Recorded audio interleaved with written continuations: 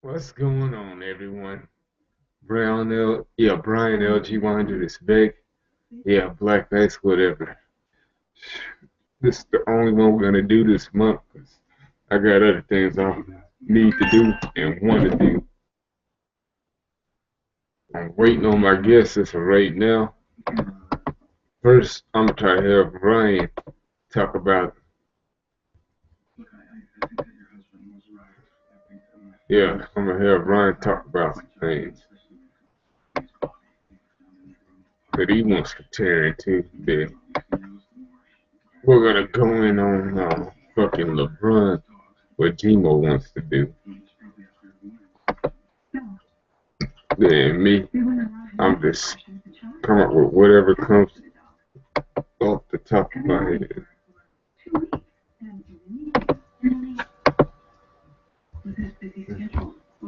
Yeah. Yeah. Anyway, sorry for that.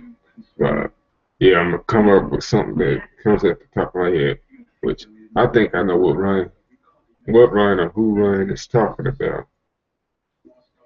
All right, let's send them the link.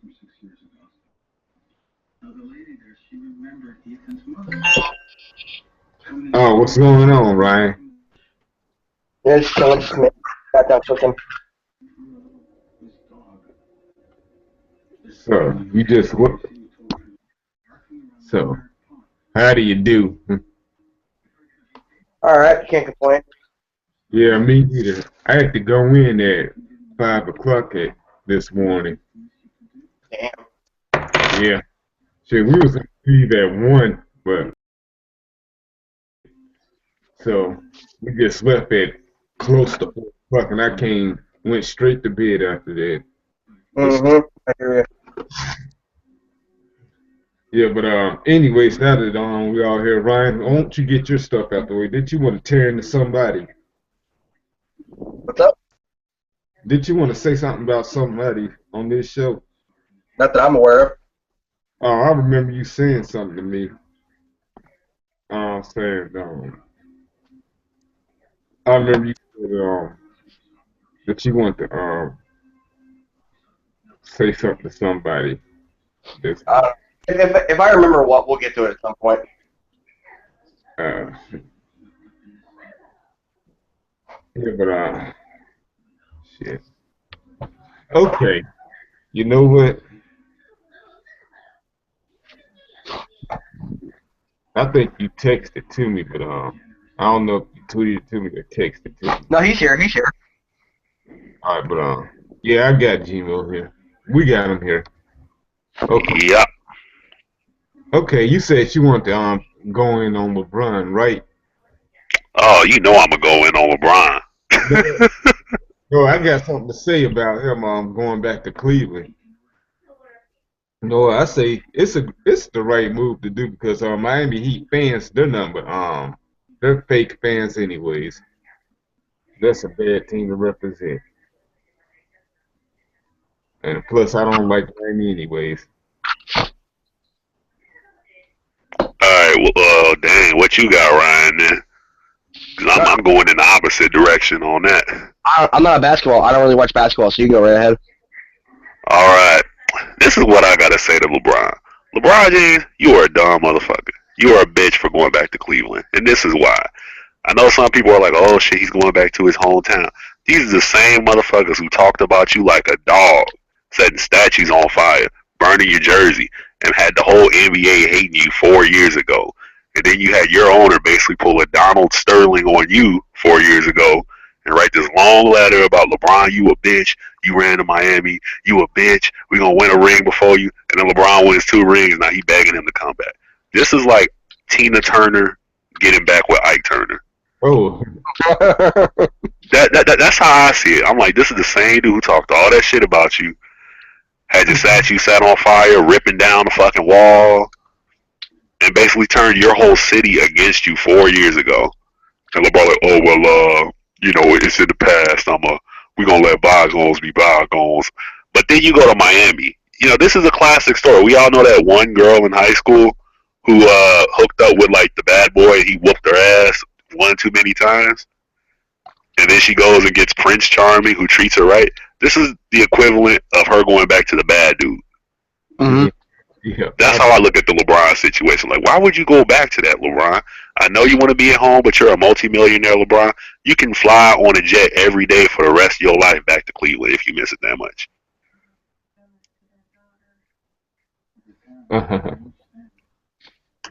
And they say, well, his wife's pregnant. Well, you know what? You can commute, LeBron. I would not go back to play for that organization if I was LeBron. He could have been bogus and went to Philly, playing for the same Sixers, be right next door. But I would not have gone back to Cleveland if I was LeBron, just because of the way they treated him. They treated LeBron like shit, man. I wouldn't go back to that.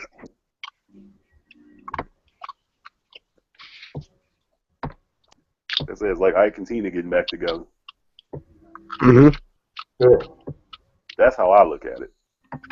Sorry if I'm not talking so much. I'm like in the middle of eating. Nah, it's cool.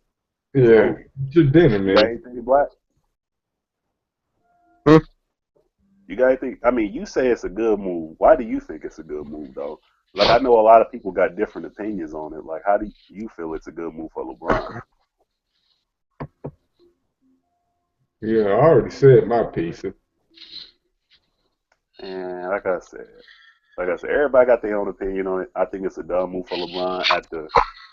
There's a lot of Miami Heat bandwagon fans, but those same Miami Heat bandwagon fans are now the Cleveland bandwagon fans. They're not real Miami fans, but the real Miami Heat fans embrace LeBron.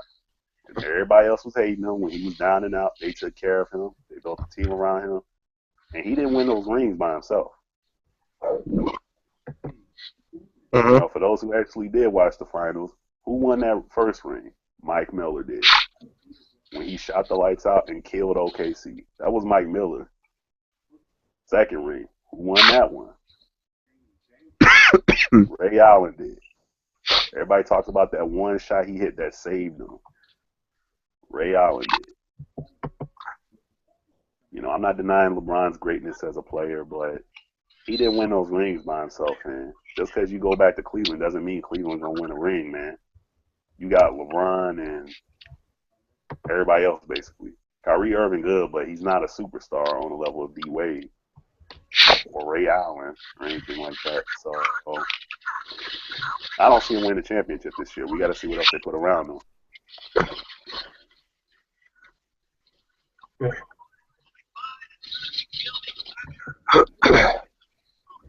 I'm kind of happy, though, that we waited so long to do this because, like 2-3 weeks ago, there wasn't nothing really going on. But now there's so much shit going on now for us to talk about. Yeah.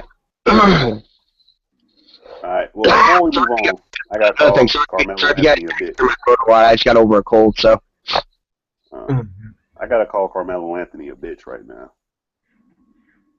Oh. Yeah, to wrap up the NBA talk. Carmelo Anthony, just make a goddamn decision already, man. Like, for real. You got everybody waiting. He done froze free agency. So basically, for those who don't watch basketball, let me paint a picture for you. Like LeBron and Carmelo were the top two free agents. So all these teams cleared their cap space, their salary cap, just to sign these two guys. So Carmelo gets on an airplane and does this NBA tour. He's flying all over America, meeting with all these teams. And once he gets back, he's just sitting on his ass. I don't know what I'm going to do. I don't know what I'm going to do. He's been doing that for 1 week now.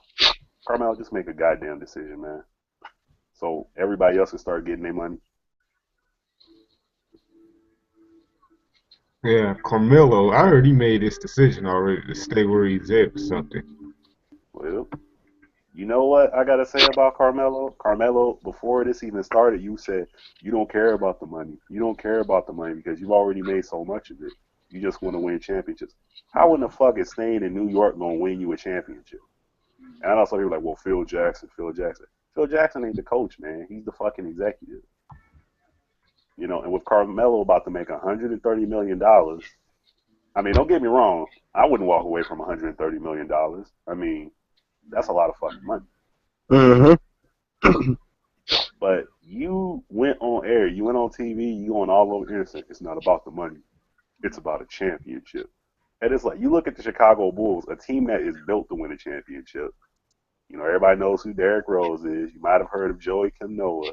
They just got Pau Gasol. They got basically an all-star team in Chicago. In New York, the Knicks right now, they're a bunch of scrubs right now. That is a scrub team right now. But Carmelo said he's about winning the championship. How are you going to win a championship with the current New York Knicks? That roster is trash. You got J.R. Smith smoking weed, coming to games high and drunk. You got Raymond Felton pulling his gun out on his baby mama and getting sent to jail every week. Amongst with all the other shenanigans going on with that team. And I'm not even joking, people. Raymond Felton legitly pulled a gun on his baby mama and got sent to jail. Damn. The J.R. Smith legitly goes to the club in an army cape and gets drunk and shows up. Damn. How do you expect to win a championship with that team, man? Well, nah. I would be a Chicago Bull right now. New York weather and Chicago weather is not that big of a difference, except it's a little more windy. Mm-hmm. And then you're playing inside anyway, so. Yeah, you playing inside, man. New York and Chicago, they're like mirror cities. Basically, Chicago's darker and New York's the bright light spot. That's all it is, man. It's the same exact fucking place, basically. Carmelo, just call a press conference and say, look, you know, I really want to win championships, but we all know who wears the pants in my marriage, so I can't go to Chicago because my wife don't want to go. That's why Carmelo won't go to Chicago. His wife doesn't want him to go because she's into that whole entertainment business. And New York, if he was going to the Lakers, yeah, he'd go. She'd go. But Chicago, she's like, nah, I'm not going to Chicago. Carmelo like, you better take this $130 million and get some therapy. When you retire, you can always get some therapy. I never want a ring. I never want a ring because of Lala. You need to go get some therapy then, man. Or grow some damn balls and say, look, man, let me just win one ring. Let me do a 2-year contract and then come back to New York. When you pull a LeBron, go win at least one ring and then come back. Yeah. Come to the best right now. Mm-hmm. Come because to the best. even if he did leave the Knicks, I don't think New York fans, the Knicks fans, would be so mad at him. Because that team is trash right now. There is just so much bullshit. Yeah, they ain't doing shit. They ain't doing shit right now, man. No, I really want him to come where it's at, and you know where. But I know he's not going to do it. Nah. He needs to be in a big market. But the Knicks are just such a fucking... Oh, my God. Like, if you take a shit and then take another shit on top of that shit, and then take another shit on top of that shit, and then those 3 shits come together and have a baby, that's what the New York Knicks have been for the last 3 years. They've just been a world of shit. And half the team getting arrested for bullshit, drug charges, gun charges. Like, for real, man. You show up to play a damn ball game, you're like, where's our point guard? And no one knows where the fuck he is. And then after the game, he gets this one phone call and calls the team, hey, y'all, sorry, I couldn't come to the game. I'm in jail. You're like, what the fuck? What you in jail for? Well, I kind of pulled my gun on my baby mama. I mean, really, man. That's how fucked up that team is right now. Yeah, we know. Yeah. Any more thoughts about that? Nah, that's all I got. Melo, make a goddamn decision. And LeBron, you a dumbass bitch. Well, I spoke out on that Donald Sterling shit. He spoke out on it, but you don't go back to the same person who did the same shit to you 4 years ago. LeBron, you a bitch. You're a great player, but you a bitch. Oh, okay. All right, I ran into something on Yahoo. All right, what you got? Okay. A hot English teacher victimized 2 18-year-old males by banging them and giving them beer. 26-year-old. How is she victimizing them? All right, married 26. Victimized them? I would just say that, yeah, that's a good point. But anyways, a married 26-year-old high school English teacher has been arrested for having sex with 2 18-year-old male students and giving them some beer inside her home. while her husband was out of town on business. The teacher name is Tiffany something. I can't think of her last name. What? Is she ugly? Wait, in No, England or New England? she ain't ugly. Hey, Oh, you. then how did she victimize him? Two 18-year-old boys happy as fuck. That's my question. That's what the thing you're saying. I ain't gonna say that. You know what? I wish they would interview those boys. Like whatever they like to say, you victimize them. First of all, if they're both 18-year-old boys, then they're both legally adults. Yeah, yeah. I'm gonna say this. It doesn't. I think the only reason why though is because like that's their teacher though, you know. Yeah, but I say it should What guy still. didn't want to smash their teacher in high school? Everybody had at least one. I had a few. So that boy, her I dream got a came story. true for them. I got a story to tell. Like about 10 years ago, my drummer teacher, she looked the youngest fuck. Then my best friend told me that somebody smashed her inside the classroom when nobody else was around the school but except the two of them. I don't know how true that is, but that's what I was told. It happens. The thing about it, remember 10 years ago? This is when the whole statutory teacher rape things first started. Remember Mhm. Dawson's Creek when that shit, the big Dawson's Creek scandal? Mhm. Yeah. Yeah, y'all remember that where he watched Dawson Creek and the teacher watched Dawson Creek and A plus B equals dick and so it's crazy. Like you see, like remember people saw those reports back then and people would freak the fuck out about it, but now you hear about it and people just they just turn the page because it happens every day. Yeah. Like a I new say, report every day about it. yeah, but I say it's still a stupid thing to say because even if they're not officially graduated yet, it still doesn't matter. They're 18. So what? Like I said though, I think the reason why they're making a deal out of it is because it is their teacher though, you know. Yeah, it's Well, still. the funny I part know. about it, and this is what I always say, I'm like, how are you a teacher but you're that fucking dumb? You're a teacher but you're that dumb. You know when dudes at that age, when a dude or even a chick at that age gets laid, they're gonna tell every fucking body about it. Hell yeah. How are you that dumb to not think no one's gonna know about it? Mhm. How are how are you a teacher and you're that dumb? Shit, I don't get it.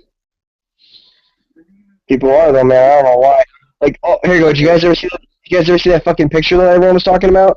It was of Steven Spielberg at the set of Jurassic Park next to like that robotic Triceratops, and people hmm actually thought he hunted and killed the fucking thing. People just dumb, man. Like Silly. seriously. Like I've been seeing some shit that was so painful I got angry. Yeah, I saw that picture, man, and I was like, oh, that's cool. And I just turned the page, man. I didn't care about it. Oh, Jurassic Park 4. Well, I'm not reading into it. I mean, I was into Jurassic Park as a kid. Like I watched it just to see the fat Yeah. guy get killed. Remember the fat guy who gets killed in the movie? He's trying to take a stick and play with the dinosaurs and shit. Yeah. Yeah, that's the only part I love from that movie. Everybody like, oh, look at the That's just special so effects. stupid. Oh yeah, shout out to Paul Mooney. Big shout out to Paul Mooney. What did he do now? Paul Mooney is just a fucking G, man. I was watching his old I, stand-ups and this shit had me dying, man. Paul Mooney is hilarious. I love the way he does where he's talking about like white people playing like famous black people. He's like, guess who Meryl Streep's getting ready to play? Harriet Tubman. I laugh so hard. Paul Mooney be wilding out. Paul Mooney is the only comedian where he's telling jokes and it gets under the skin of an audience and people start leaving his show because he's going too far. Where he doesn't like get angry or go after the person. He just sits down on stage and laughs at them. Y'all can't handle the truth. That's why y'all gotta leave the show. And he just keeps going. Paul Mooney be telling the truth with his shit though. That's why I fuck with him. Mm-hmm. Because there's some truth to what he be saying. You know what? I think Kevin Hart is overrated. And I don't know if I think I'm alone on this. No, I agree with you. He is fucking overrated. I think he's funny, but I personally think he's overrated. Like, he's not like Richard Pryor or like Paul Mooney or like Eddie Griffin funny. Nah. He's a He's a totally different type of funny. yeah, like he's like that like awkward like no, he's like I think it's funny because he's like short, you know. Yeah. I think people who have kids, like if you actually have kids, it kind of magnifies how funny he is. But Yeah. if you don't have kids, like he likes to tell stories about his kids and his family and everything, and it'd be funny stories. But if you don't have kids, it kind of goes over your head sometimes. Yeah, that or it's just like you know. A lot of his jokes are hit or miss though, really. Yeah, yeah. Like I said, I wouldn't put him. Like I said, that's why I call him overrated because like I watch his stand up. Like even Chappelle, he's funny, but as a stand up comic, Chappelle, nah. Yeah. He's got And some it's art. like he's okay. Chappelle is okay on stand up, but Yeah. that's why like when Chappelle was getting hot at the time, I said Chappelle's overrated, and they're like, why is Chappelle overrated? I'm like, because if you watch his stand up and you put his stand up next to Eddie Murphy stand up, Eddie Griffin stand up, Richard Pryor stand up. Yeah. And like the only reason Chappelle was so big as a comedian is because he had a sketch comedy show. Yeah, Like I think of funny shit every day, but to just put it into words on a stage, just words only, it's hit or miss.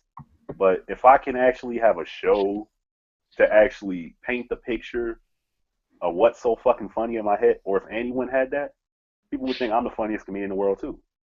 hmm yeah, it's delivery. Imagine, yeah, it's the delivery. I think that Chappelle, he can be funny, but I'd put Kevin Hart Oh in no. stand up alone above Dave Chappelle. If we're talking just stand up, I would put Kevin Hart over Chappelle. No, I can't do that. Sorry. Have you seen Chappelle stand up? Yeah. He had a couple. Like he's got some good ones, but like I He's got said, some good. I'm not saying he's bad as a stand up comic.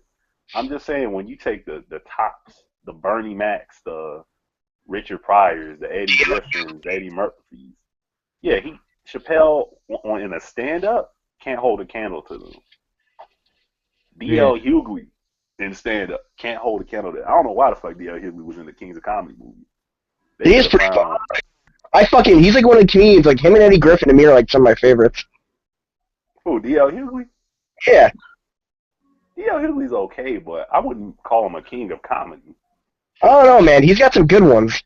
Like, he's got some Pull really. Eddie Murphy out of He's got, retirement. he's got like some really fucking good ones, dude. He must have been holding back for that movie. He must have really been holding back. Like watching his stand-up specials like on HBO and stuff, you'll laugh your ass off. All right. I'm gonna take a look at D.L. Hughley, but I personally don't think he belonged in that movie, and I do not think I'm alone on that. Okay. I got a question about that. Who would you replace him with? Eddie Griffin in a heartbeat. Mm-hmm. That's a good one. You give me Eddie Griffin, Bernie Mac, Cedric the Entertainer, and Steve Harvey, it's a wrap, man. D.L. Hughley just felt like Man, what happened to Steve Harvey? he felt.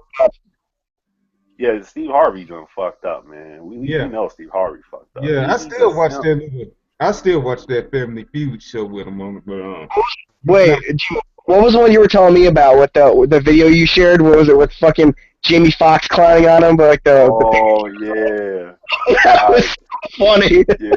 He said Steve Harvey looked like a busted hot water bottle. When he said that shit, yeah, yeah. Well, apparently Steve Harvey, after he got divorced, decided to hit the gym or some shit. And you can find the pictures on the internet.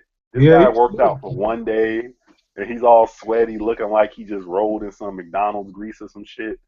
And he's taking pictures with his shirt off, like he's posing, like I saw taking that. selfies of himself. Yeah, it is like Steve Harvey, man. Wait till you get like on Terry Crews level before you do that shit. And Jamie Foxx saw the pictures and just destroyed him. That shit was hilarious, man. That shit was funny. They said, who ordered him down?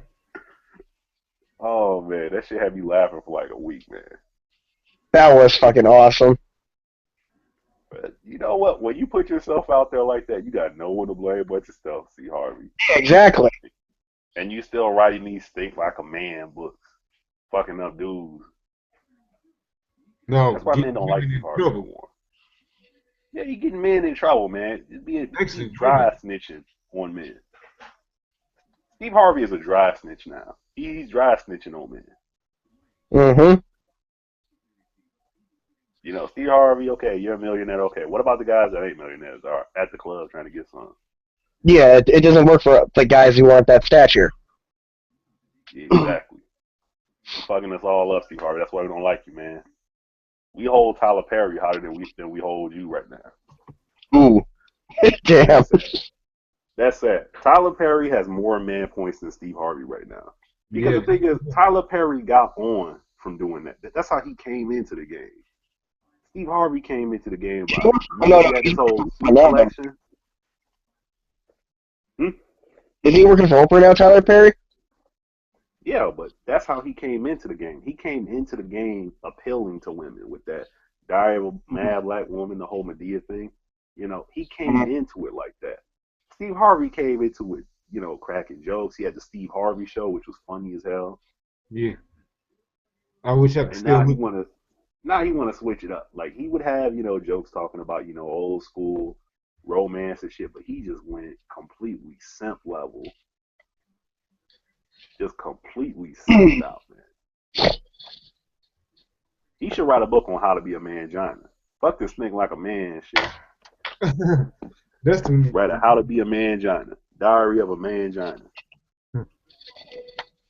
Because you see this shit on World Star. You see people on Facebook posting shit about.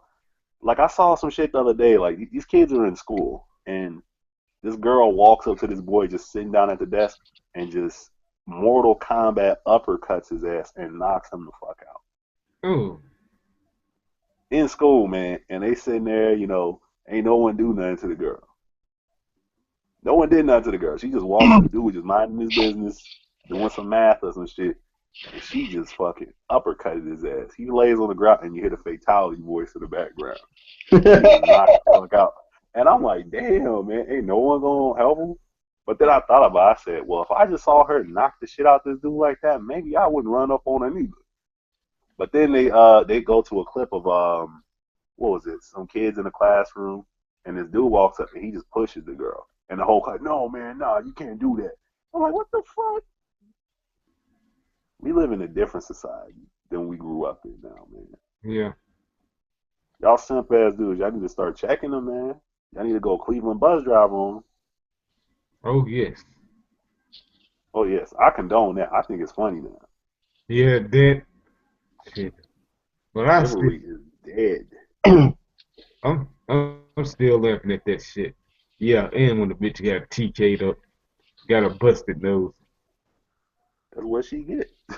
I was there. You I ain't need to start doing this. I'm not Y'all gonna fucking do anything against women, but if you're gonna be a woman, you're gonna hit a man like he's a fucking man. You better expect to get hit back, because Mm-hmm. a woman shit can only go so far with certain people. And don't be trying to push Man, those buttons either. you know what? All I gotta say is like after that Cleveland bus driver knocked the old girl out and everything, and everybody want to call the police on him. I think he should have finished the job. Oh, He yeah, should I have remember finished the that job. shit. Like, yeah, don't pull that bullshit. Don't hit a dude. And then the minute he so much as touch you, you gonna call him. Now I'm really gonna knock your ass out. So you can't call nobody. Because regardless of what happens in that situation, they taking your ass to jail regardless, man. I don't care if you start walking old ladies across the street when the cops come, you still going to jail. You may as well finish the job, man. I personally say finish the job. He just eventually got suspended for it. Then the company said it was unacceptable. But then he said he's still not apologizing. I'm with him on that. Yeah, fuck that shit. I ain't And apologizing for shit if then the girl, she's still a on few that. weeks later, the girl said, "You know what? I was wrong. I shouldn't have done that." Shit. I'm glad you said that. That doesn't change the fact that you got what you deserve. Yeah, you done fucked up the man's job and everything, man. People be fucking up, man. You know what? I got a question for y'all. Okay. I like to tell the story of life through songs, man. So, if you had to choose 5 to 10 songs, like for real, like if you had to leave your current legacy to the world, as in your heart's gonna stop like within the next second. You got to choose 5 to 10 songs that describes who you are as a person. What would those 5 to 10 songs be? Jesus fucking Christ! You just have to, I have to give you like an essay and you have to give me like an essay in a month. Nah, man. Well, you just choose one song. Like my first song would be Kanye West, "Flashing Lights." Well, mine would be that song from the '70s from Bad Company called "Shooting Star." Shooting Star. Yeah. Okay.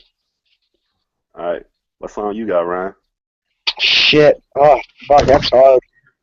We just going down the line. We don't have to throw all 10 of them out. We just. I know. I'm having a hard time just picking one. That's the thing.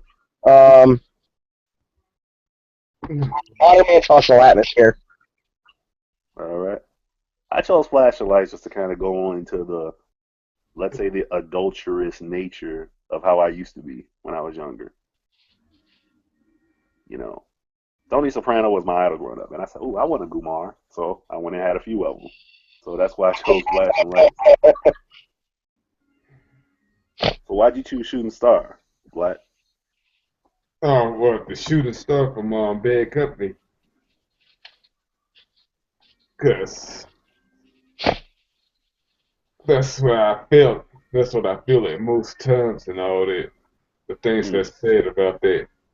Well, but you can Right. take out the part when the dude says the guy died in his bed and all that. Probably. All right. Yo, Ryan, why Atmosphere? Let's see the song Modern Man's Hustle. I'd probably say why. You know, it tells a really simple story. The story that every guy goes through in life, and it has to do with women, or at least like one appreciated by someone. You know. Yeah. That's all. Like that's all what we really want. Someone to validate us. Hmm. I think my number 2 song would have to be "The Unforgiven Part 1" by Metallica. There you go. Just to sum up my daddy issues and my inability to just forgive some of the things sometimes, or just anyone who's wronged me and how I just never forgive them for it because I'm so bull hurt about it. That's my number 2 song. Okay. You got one for number 2? Anybody? Oh, I'm trying to think of one. same here. I got I like know. I got a million songs to pick for. Yeah, you might have to scroll through that playlist. Just think of different aspects of your personality that you want to convey to people. This is what we're gonna carve on your tombstone 40 years from now. Straight Rambling episode 3000. Black Ice. Ah, Ryan, no.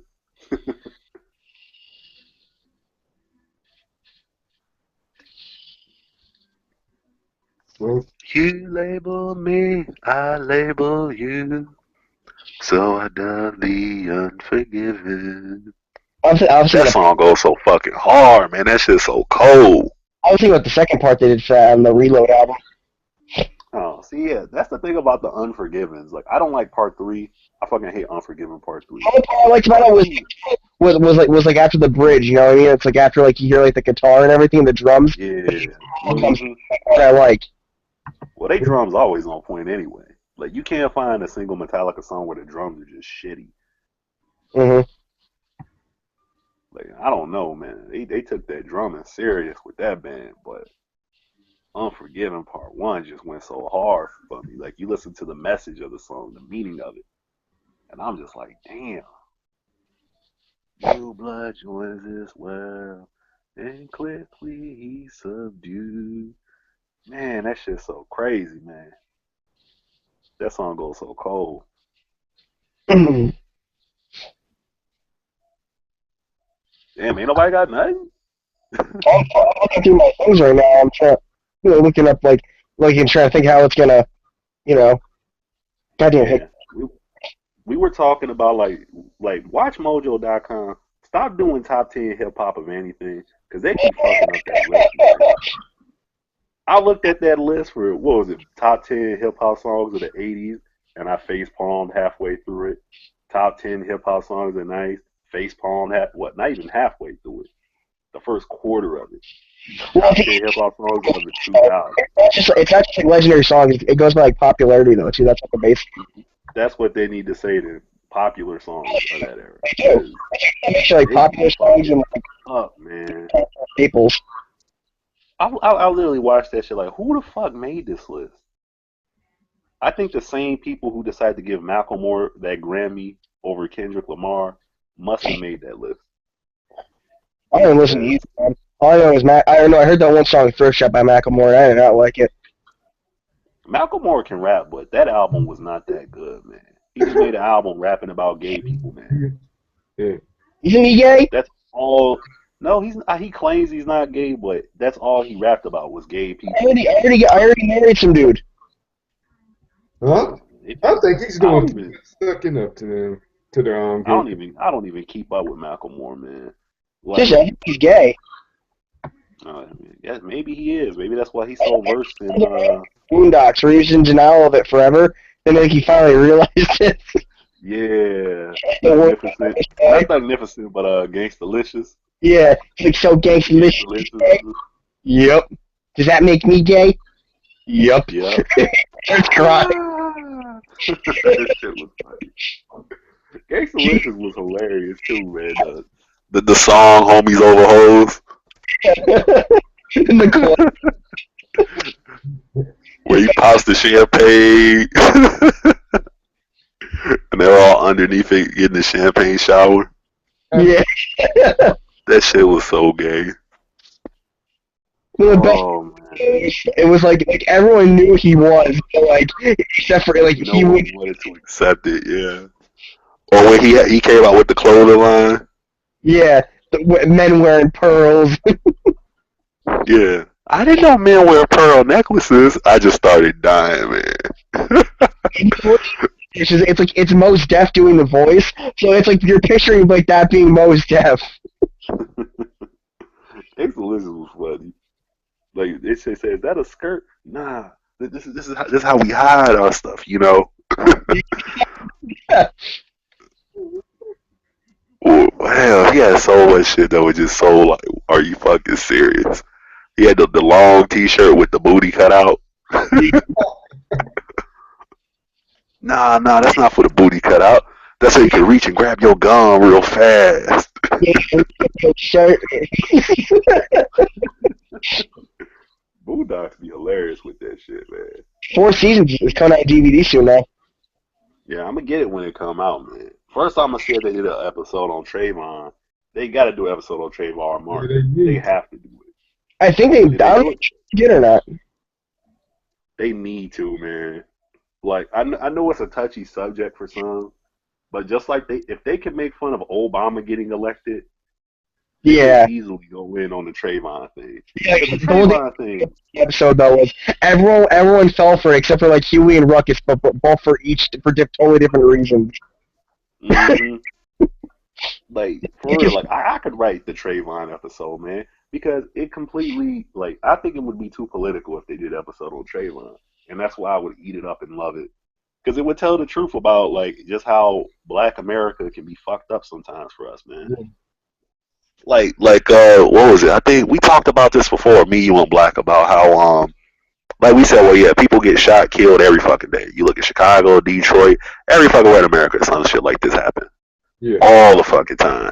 But it takes CNN and Fox News making a highlight reel out of it for people to actually care. Yeah, I know. Which is And then leaving certain facts out just to, instead of pointing out the fact that he was what was that dude, Zimmerman? He wasn't even like completely white, man. He was like Spanish. Yeah, He was half Hispanic or some shit like that. half German, half Yeah, they found the last picture of him and everything. I think so, man. But yeah, that happened, and it's like they highlight the things they want to highlight to turn it into basically a helter-skelter situation. between the country, and then everybody fell for it. Yeah. They went crazy about it, and then no one gives a fuck about it now. Like, depending on what media you watch, like, obviously both, like, liberal and conservative sides, both made it a race issue, but in the totally both opposite ways. Like, the liberal media was like, oh, it was because he was black and he was white. Like, conservatives were trying not to be, like, racist about it, but they were. It was like, oh, he was a... That was the joke Eddie Griffin had. Remember the one he had where he goes, no, they don't say the N-word now. They just say things like, we're not hiring. Translation. Yeah, it's true. And then Al Sharpton, Jesse Jackson, all them coming in, that did not help the situation. And people, most people in this country, and and some of them black like myself, hate Al Sharpton, Jesse Jackson. Hell yeah. There's a lot of black people that don't like Al Sharpton.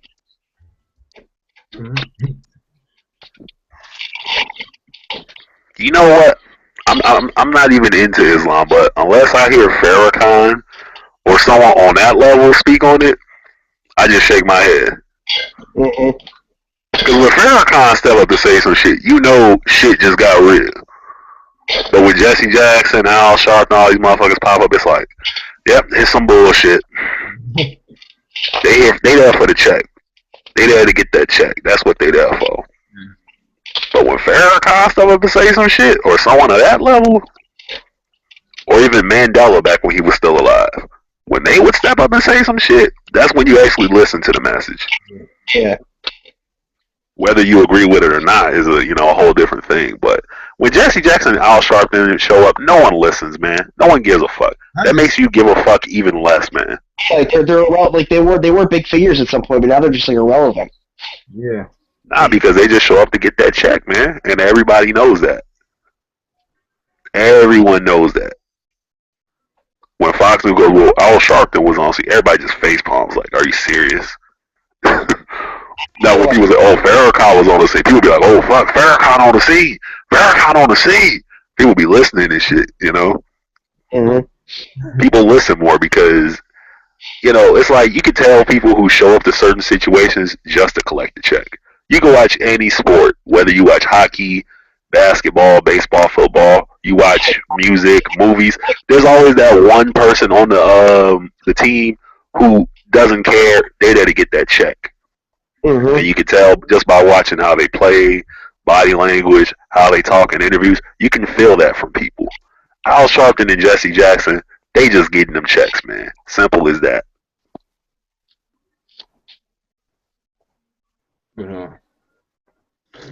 But anyway. At this point, like O'Reilly. O'Reilly does that too. He just does all the shocking shit he does to make money off it. Like, I guarantee you, he doesn't believe 1/4 of the bullshit that comes out of his mouth. Well, this is the thing about Bill O'Reilly, and I realized this like a few weeks ago. I'm like, Bill O'Reilly talks all this shit on his radio show. Now, there's some hardcore motherfuckers, man, who would do this shit, but if I took Bill O'Reilly right now, and we drive to anywhere in America where it's predominantly black, I guarantee you he would not talk that shit. No, he wouldn't. He would. He would. But there are some dudes who really are about that life. Where I put them in the car, we drive to a predominantly black area, and yeah, they'll be cautious, but they'll still believe in what they're saying. They'll be look, man, there's still some truth to it. Or they're gonna be like, oh. Or they're gonna be like Eddie Griffin's grandfather. Like Eddie Griffin's grandfather. They just say it. They don't give a fuck. Motherfucker. There's too much fucking money in Bill O'Reilly, man, and that's why it's hard to believe that he's really about that life, man. What now? Like 20 something, like almost 30 years? Over 30 years? I had a thought too, with all the crazy shit going on in the world, drone strikes and all that. What would have happened if Obama didn't get elected? That's a good question. I wonder what the world would be like if Obama didn't win the election. I don't know. Like, would we be at war with Russia right now with McCain as president? I don't think we're Russian. We'd probably be allies of Russia and probably fucking gay people being concentration camps because Sarah Palin thinks it's what God wants. Yeah. God, fucking idiot that woman is. Jesus Christ, she needs to shut the fuck up. Yeah. Didn't you want to go in on Ron Paul? Oh no, I was just saying some shit about it on Facebook. Yeah. I thought I you were was like, gonna yeah, go in on him. yeah, because I was making fun of like how he's all for like the free market, which fucking fairy tale economics, and then like how he's like against same-sex marriage. He's like, oh, let the states decide, and he's like, no, but I'm against it. Then it's like, yeah, okay, because if the fucking free market was a man, you'd be all for same-sex marriage.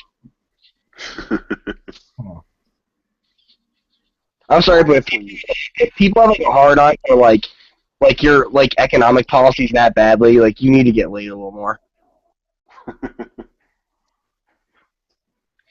Man, oh man. I think any man who is legitly worried about where another man's dick is just really does need to get laid a little more. Yeah. Or they admit they're gay. Or yeah, because it's like seriously, we got enough issues. We got bills, we got rent, we got families to feed, etc., etc., etc. Yeah. But you're worried about another man? That's pretty gay, man. You need to get laid more. That's suspect. Yeah, exactly. It's like what's it called? It's something's law. It's like that joke thing where it's like usually the more anti-gay people are like the most gay. Mm-hmm. I like how Eddie Griffin put it. That man likes shit on his dick. Like, what was it? Like, yeah, it's usually like I think how it goes. It's usually like some old like white guy like in his 30s out in like the Midwest somewhere who's like head of this like really like fucking prejudiced church and shit, and they're like super conservative and shit. And then like they get caught like blowing in the bathroom and snorting crystal meth off his cock or something. Really fucked up like that. I don't understand why people have issues with gay people. I just really don't get it, especially in this day and age. It's like, if the dude's not fucking you, who honestly gives a fuck, man? Apparently, like, really, people are worried about it's going to make them gay because they're not already. They're 100%. They're starting to appeal on you. They turn you on a little bit. They wonder, like, in the back of their heads, they think dicks are delicious. Yeah.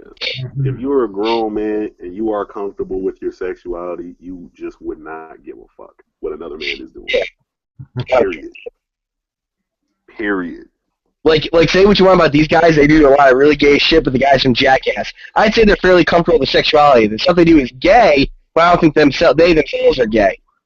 Don't get me now. Some of that shit they do in Jackass do be suspect. But what he was shoving? Nah, I don't know about them, man. This man was shoving. What was them fireworks up his asshole? Oh no! If you're putting if you are inserting anything, a man's asshole should be exit only, I think. Yeah, exactly. Like a few episodes. Oh, sorry, you go ahead. No, you got it, man. You got it. Go ahead. Like a few episodes ago when we was talking about our biggest pet peeves in porn, yeah, we was talking about the rear jaw thing. Yeah, that's what we talking about. Like, hey, like what Ryan said, hey, only things are supposed to come out of our ass, not inside of it. It should be insert here.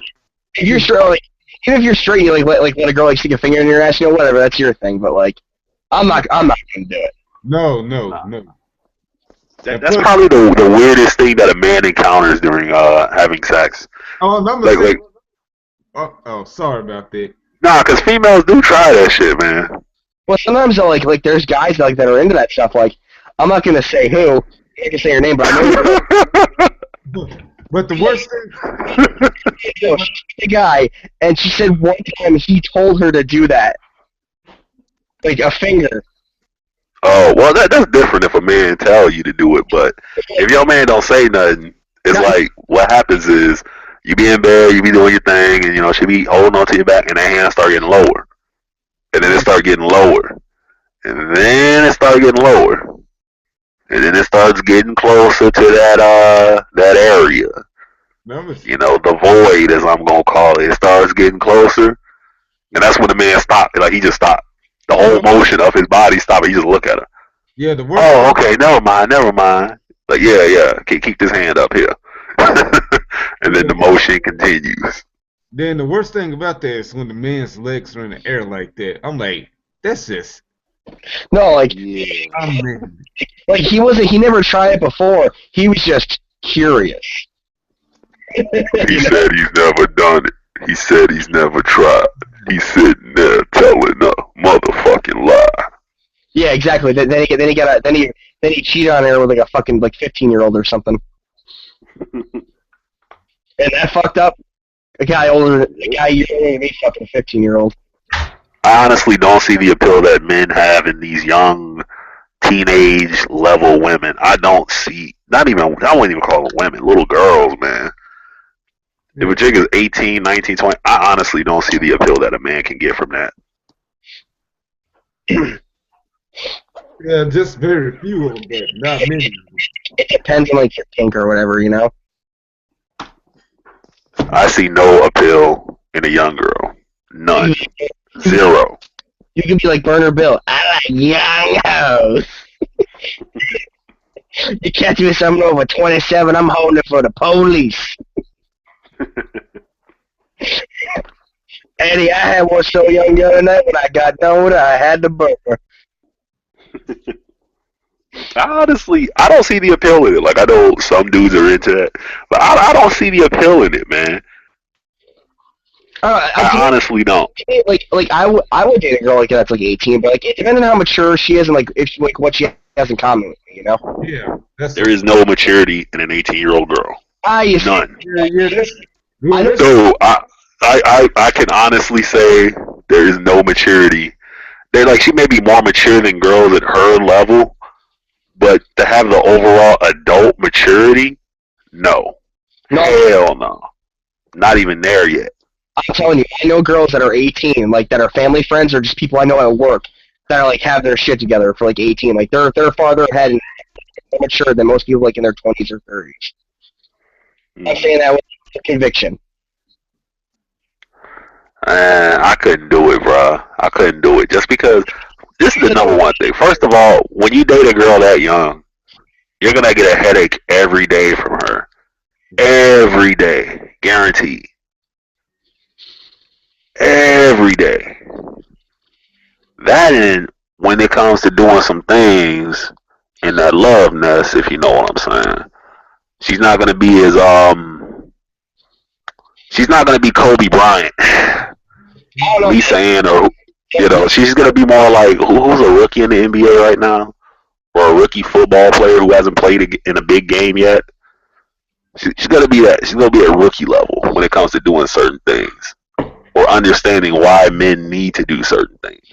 Yeah, but you know what though? I know the thing, dude. Usually the younger girls are willing to try more shit though, you know. Well, damn, they got different experience than me. Younger don't want to do shit. They be looking like, they're in the headlights shit. Like, I don't know. I've never done anything like this before. Bitch, shut the fuck up. Do this shit. Was actually had a girl ask me one time. It's like, why do you guys are always obsessed with like this, and this, and like anal and oral and all that stuff? Well, like you know why? Because like I get, I don't know. Maybe you guys get like. I'll wait for Gmo to come back before we continue this because he might agree with me on this.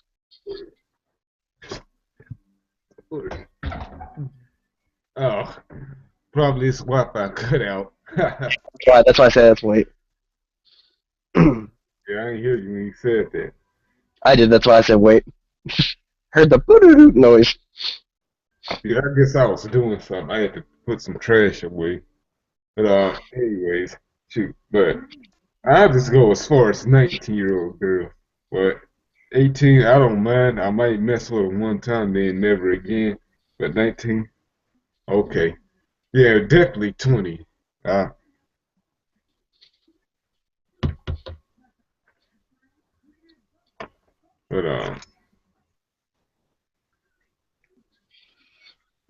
shit.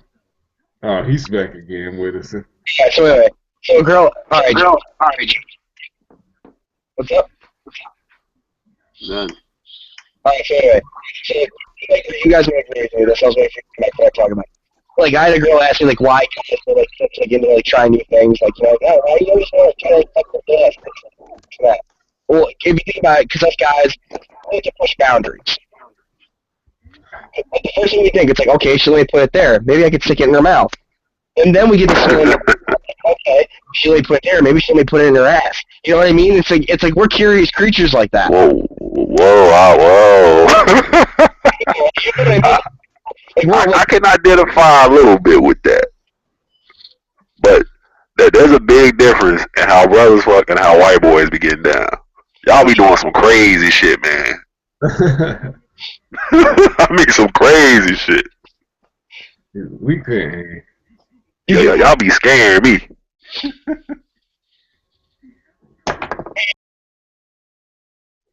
Yeah, I get what you're saying. Yeah, sometimes you want to try new things, but yeah, it's like, okay. man, that shit be scaring me. Like I remember Boondocks when they threw that petition in jail about what do we want? White bitches, yeah. Why everybody gotta have a white bitch? I want me an Alaskan one. That's me right there. That's me right there. Yeah, but it's like there's a reason why the first thing that was said in that whole list of demands was we gonna get some white bitches in here. There's a reason why. Why? Because white women are crazy. Yeah, we're gonna drop Lisa Ann in there.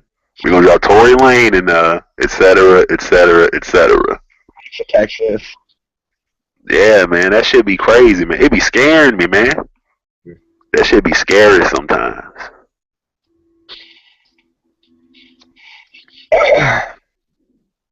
Man, oh man, I think that this shit crazy. Like they're trying to change the whole paradigm, the whole stereotype that all chicks that are into the whole industry are all dumb or beaten and battered and everything. They're even trying to change it over here in Japan now, man. Well, Japan, like, dude, porn in Japan, from what I heard, is like way different than like over here, though. Yeah. I'm gonna tell you what it is. This is the big difference I notice. You know, when we watch our, as I call the normal way, because that's what I'm used to. There's not so much foreplay involved in it. Yeah. But when you watch that, the stuff over here, there's like 10, sometimes 20 minutes of that shit over here, man. Yeah. You just watch one. You're gonna be watching foreplay for 20 minutes, man, before anything actually happens. I didn't get that vibe. I got like a Jesus Christ, is this girl like 16? He's trying to rape her kind of vibe. That was the vibe. Oh yeah, the moaning. Yeah, it's done so differently. Everybody says that too. It sounds like a rape victim. It doesn't sound like the person's actually enjoying it. It sounds like she's like getting raped, and it's just weird. What was it? I was listening to that one podcast I was telling you to look up, the Triple X Cast, and they had a lady on there, and she was saying like she did like a couple things over there for a producer over there, and they were trying to have her say shit like what was it, like they wanted her, like they were telling her to say on camera like she was like 16 and like weird shit, Yeah, they had that over here, man. You can legally buy that over here, but they just changed that law though. Actually, a few weeks ago. Yeah, they just outlawed it over here. But back in the day, you could easily just go get your hands on stuff like that. Yeah, no, but then she was saying it was like they wanted to make it seem like they were raping her. She wanted to make it seem like they were raping her and stuff, and it was just like fucking bizarre. Yeah, I saw a video like that. Nah, they legitimately, if you go to the stores out here, they have special sections for that, man. Like there's a section just for that, and there's a section for other shit too. Like I'm not even joking. There's a special section just for that style of debauchery. Debauchery. Is that what the kids are calling it now? That's what I call it. Man, oh man. Remember that fake UFO shit I sent you on Facebook, Ryan? Yeah. The fake UFO shit? That was so fake. That was so badly done. Basically, it is a dude walking around in the park and whatever, and two jets, I guess they're chasing a UFO, but here's the thing. If they're chasing a UFO, why are they in perfect formation? Yeah, especially like they're going way too slow anyway.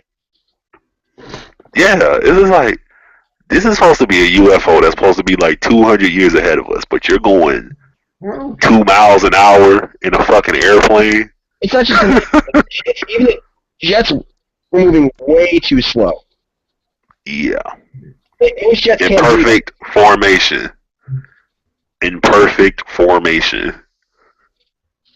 And then he runs down the street, turns the corner, and the UFO and the planes are in the opposite direction that they were flying. Yeah. It's like, come on, man. That shit look fake, man. I like how Paul Mooney explained the alien conspiracy. Did you listen to that, Ryan? Yeah, Eddie Griffin had to think about that too. It's like, what? White people won't acknowledge aliens exist unless you ask them who built the pyramids. yeah. Paul Mooney said it.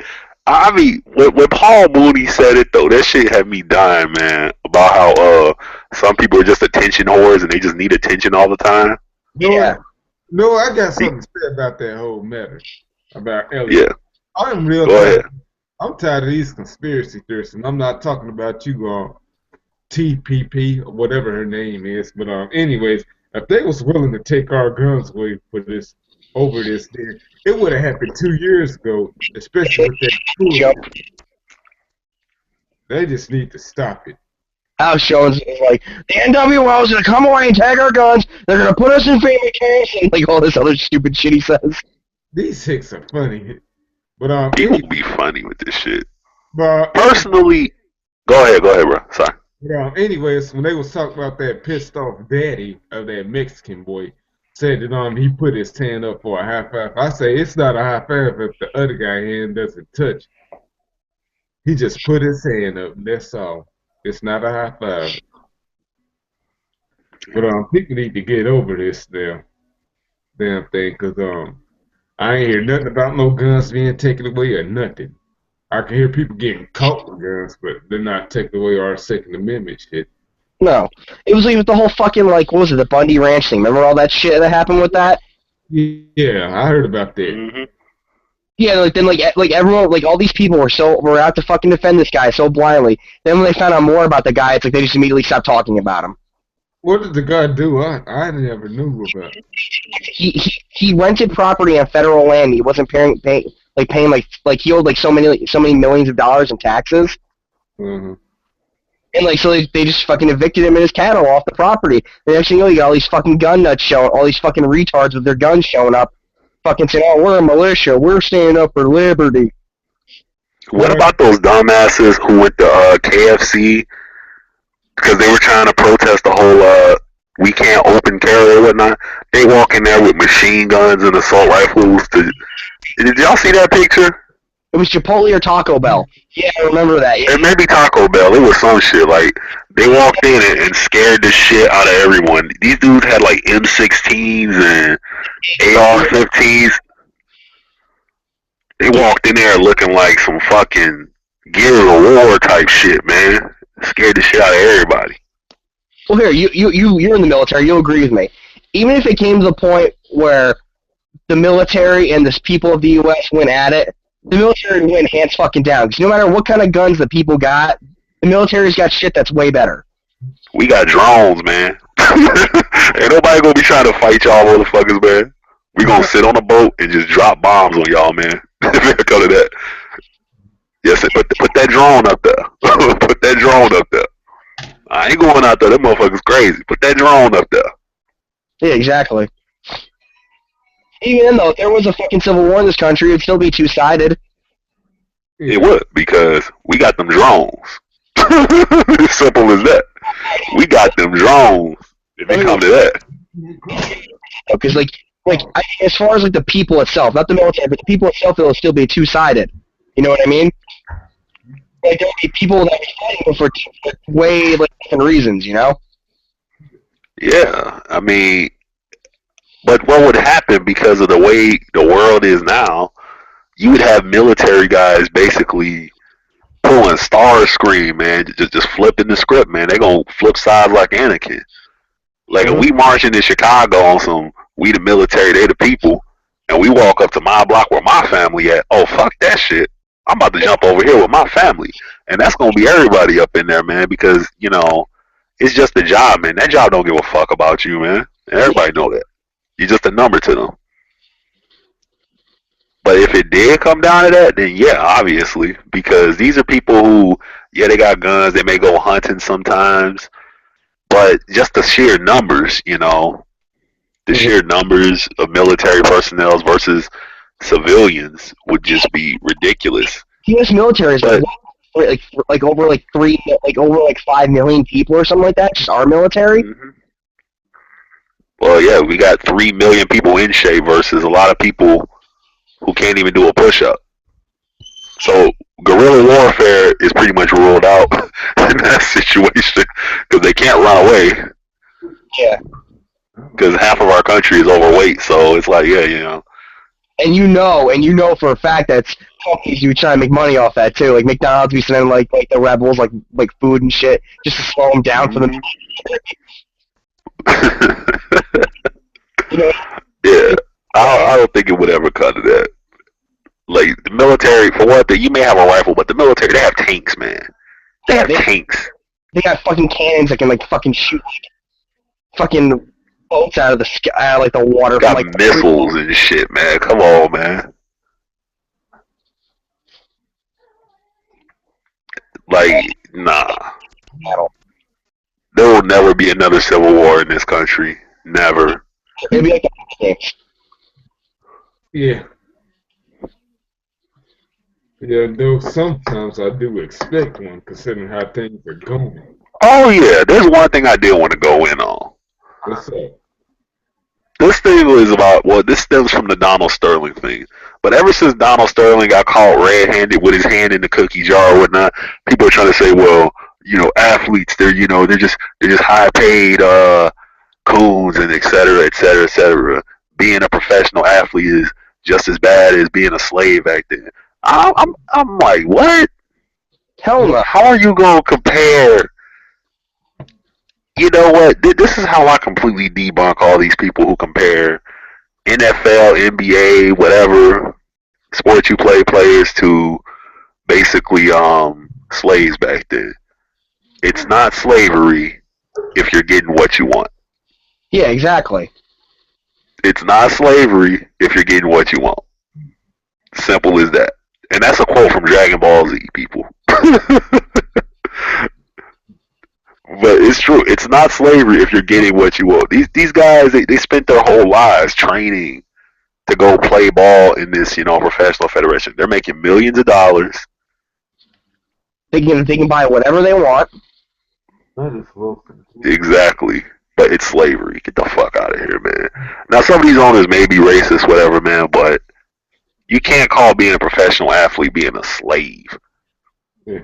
You because it's just a job to them. You may as well say that working at McDonald's makes you a slave to McDonald's, or working at Walmart makes you a slave to Walmart. Right here. Yeah. That's every job, man. What, just because you're actually putting in the work and doing what, to help someone else make money? That's how the world is, man. You can't compare that to slavery. No, that's the case. Everyone's a slave. Yeah, like Kanye said. Oh, good. Oh, gee. Did y'all hear about Kanye getting booed in London? Did he? Yeah, well, apparently during one of his rants, like he started to go off on one of his rants. Baby, just go sit down. Oh, good. Let me sit. Then go take the dog. Take the dog. Pick her up and take her. So what are you doing there?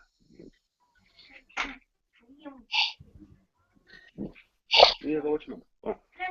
No. Then what do you want to do then? No, just put it to the... She's okay. She ain't doing that. Alright.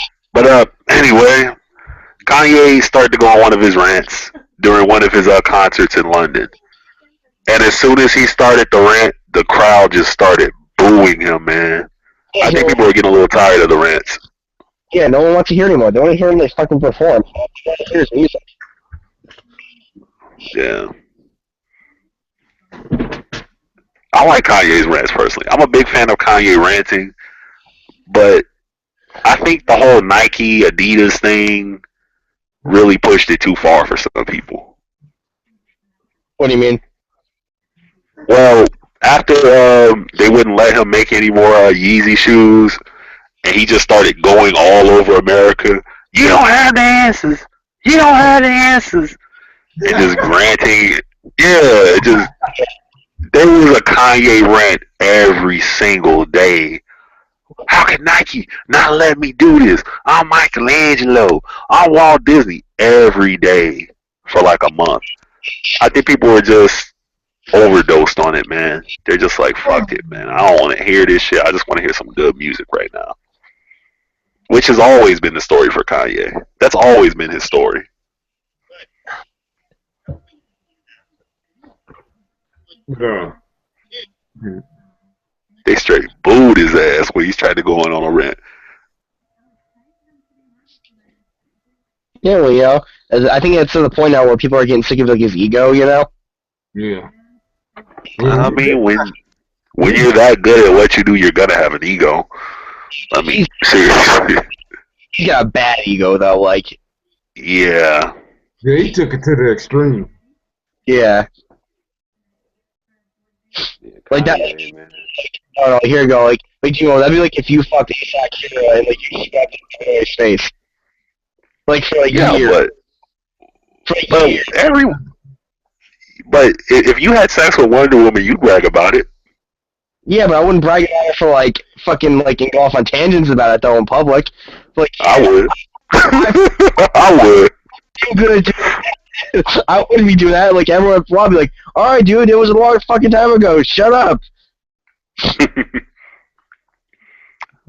Oh my god! But like when you accomplish some things that people have never accomplished or never thought you would accomplish, and Kanye keeps doing it, but that Yeezus album was pretty garbage, man. That last album was garbage. For anyone who heard it. Oh, by the way, 50 Cent has a new album out. Does it? Yeah, I know about it. I know Yeah. about it. But I know it's Yeah. on it. The reason why they're not on it because he wanted to save the reunion for the big show. That's why they're not on it. So, see. Speaking of that show, I think I tweeted you guys about it, about what happened at the show. Did anyone get that? Yeah. Someone got robbed at the show. Yeah, okay, yeah. We got to talk about this. I want to talk about this with Solo because it's so funny to me.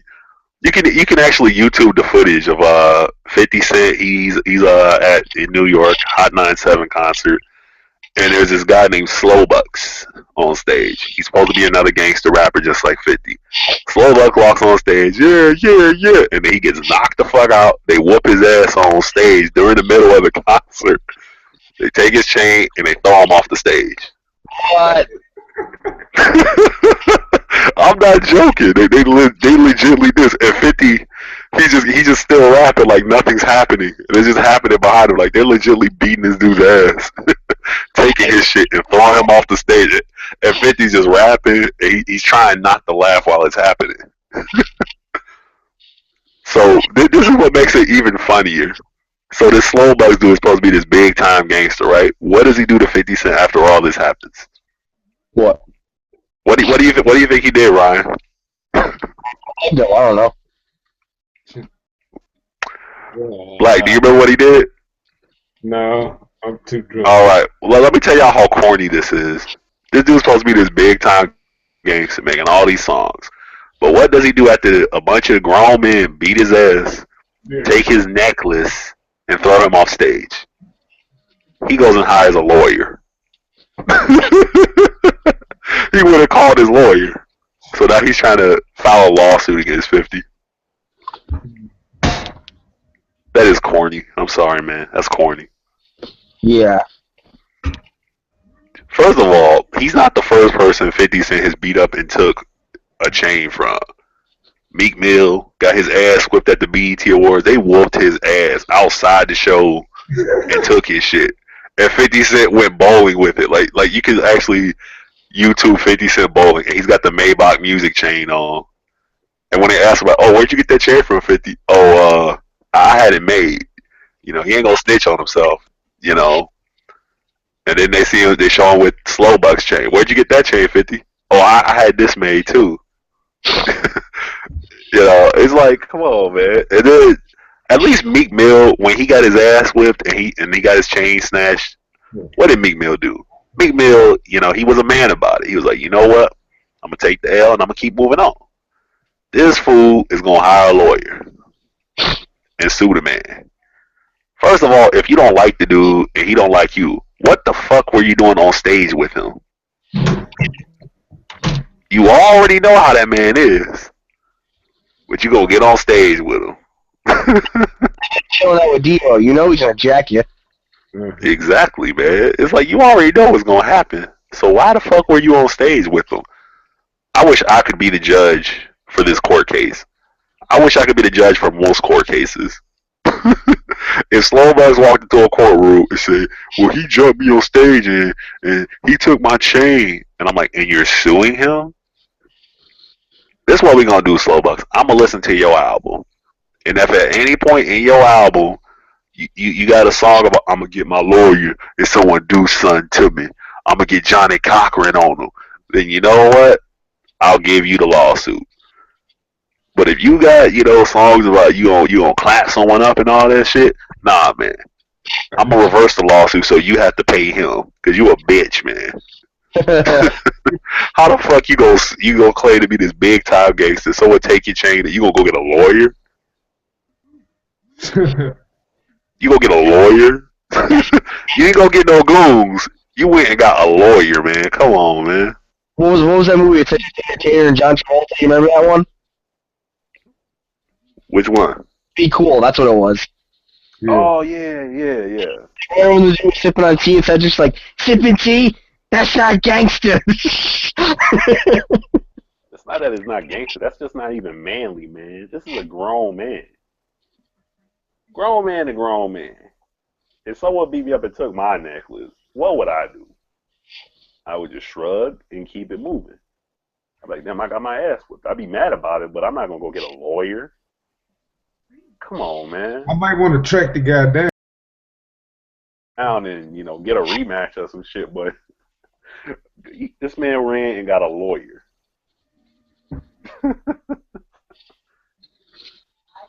Hold on, Oh man. hey, back guys.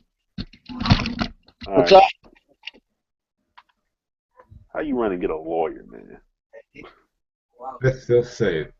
Well, while Ryan's away, have you seen anything interesting that's happening with wrestling? I know everyone's trying to talk about the Roman Reigns era has You know just what? begun. I gotta say something about it. Like, from what I hear that people's turning on him now. I'm like, it's the same shit. No wonder why John Cena and Randy Orton stay the champions, because people, once they want somebody to be in the spotlight, they turn on them. Like they did with Daniel Bryan, they did it with Sheamus 2 years ago. Man, they did it with Sheamus because Sheamus was corny. Sheamus should have stayed a heel. Like, there's no arguing this. All right, when he first Sheamus turned was this badass dude. He used to knock dudes out, and at the end of matches, he would take his boot. He put his boot on their face and stand on top of them like King Kong. That was the Sheamus people liked. But then he got to crack jokes. Hey, fella. Hey, fella. But when he first turned face 3 years ago, that's when it was cool. When he said to Mark Henry, you know what, I'll fight you. That's when he was cool. But then sometimes Yeah, but he had that badass factor to him still. he should have kept that then. If he wanted. Yeah, he just. That's why I keep making these Seth Rollins being set up for failure videos, because He they needs just some keep middle-aged they're taking that badassness away from him. Yeah, but He he can be a needs. good guy, but still be a badass. You can be a Well, bad guy and still be a badass. now Seth Rollins, You he know, just needs to work on his mic skills a little bit more. his mic skills are okay. I mean, he's not going to be The Rock or Ric Flair on the mic, obviously. But I think I see the potential in him. I want to see that badass factor in him that he used to have when he was with the Shield. This whole running away. Maybe 20 years ago that would work to get a guy legitimate heat or hated by the crowd. But in today's day and age, where all fans want is blood, violence, and a little bit of, eye candy sometimes, but some legit wrestling from the girls too.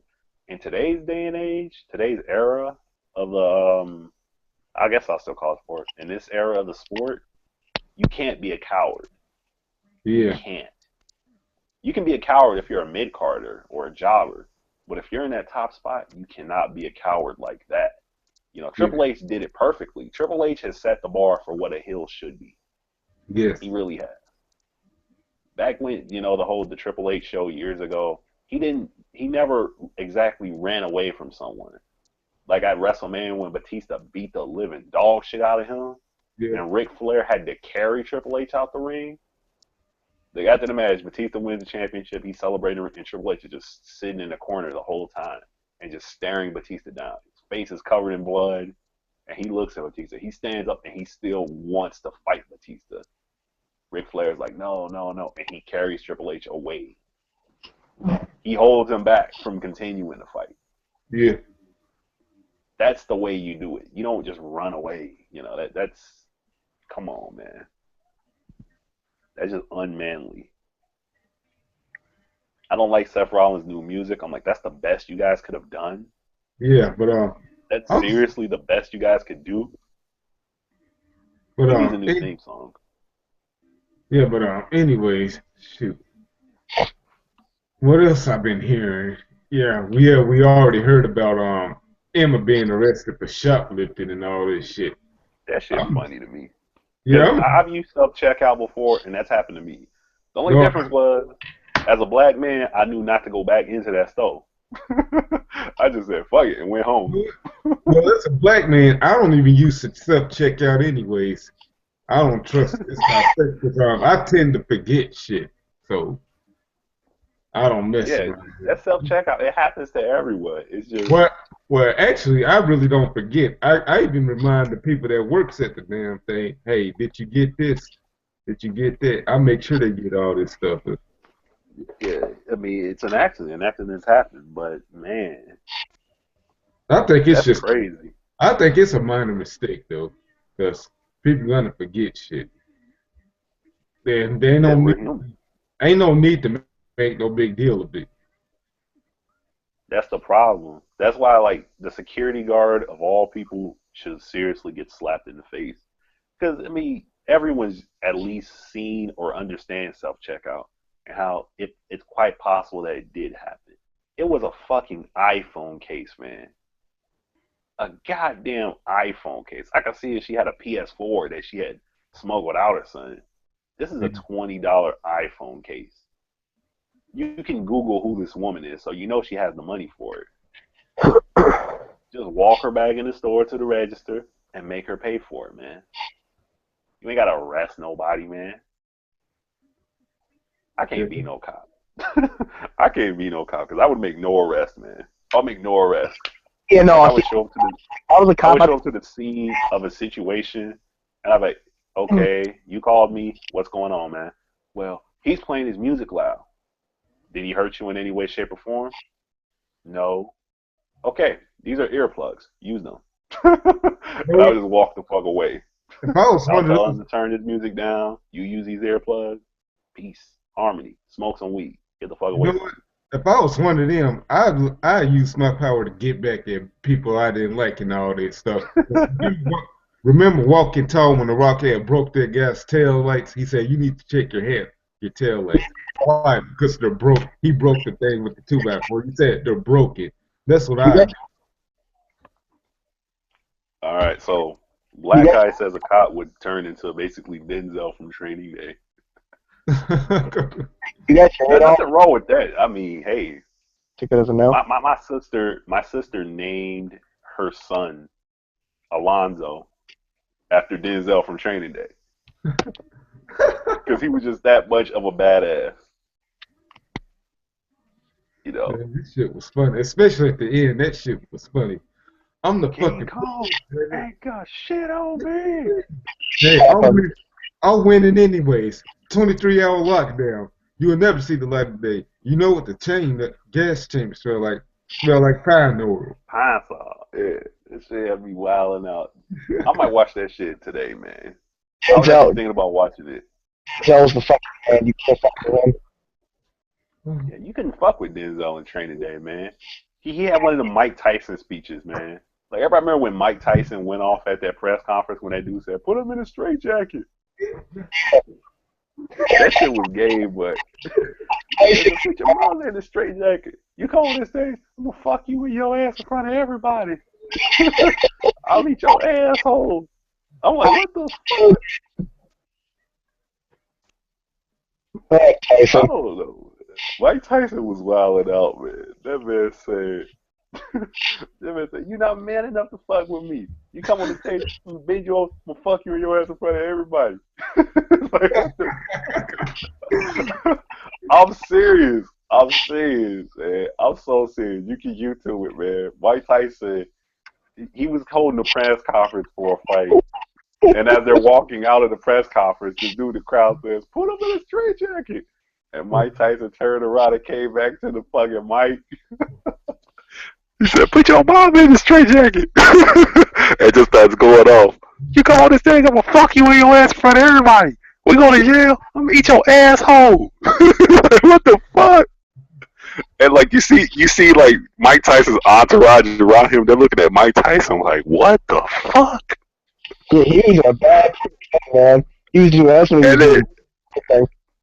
that man said, "I'll fuck you till you love me, you faggot." And like the whole crowd just fucking pauses. And one dude's like, yeah. Starts cheering at the end of the shit. That was the scariest but gayest thing I've ever heard. Only Mike Tyson can make something that gay sound so scary. Yeah, because like no, like, and that's like that's like wait, we're talking about Mike Tyson before the tattoo or after the tattoo? This is before the tattoo, actually. All right. Oh yeah, that was when that was when like he was working with Don King and all that, right? Yeah. Yeah, that was when he started like going nuts. And What was like it? cocaine was fucking with him. No, remember he supposedly raped that hooker, that Desiree Washington girl? Remember that? Mm-hmm. How someone brought That's that what up he to him? went to jail for. Yeah. So when everyone brought that name around, he like beat the shit out of him. Mm-hmm. Like, hey Mike, Desiree Washington, huh? Man. Yeah, you I gonna like look Mike real. Tyson. I think the. I like how I like how poetic Mike Tyson would be. Like he would never say make love or have sex. He was like, you know what, back when we was fornicating. Yeah, he chose that word perfectly. You know, we was fornicating, and I only do interviews with people I fornicate with. So you shouldn't be talking. I love how he used that word in interviews. Yeah. Tyson was funny. Like, even though he was like his life was falling apart, it was pretty funny to watch. You gotta admit. Oh, that's why Jay-Z made a song about it. Holy Grail. 30 mil for one fight. Soon as all the money blows, all the pigeons take flight. Man, oh man, that song. I don't know. Jay-Z's last song was pretty weak, man. It was pretty weak. Has anyone else heard the Magna Carta album? Because I couldn't sit through No. half of it. I haven't Yeah, listened well, to. you're lucky.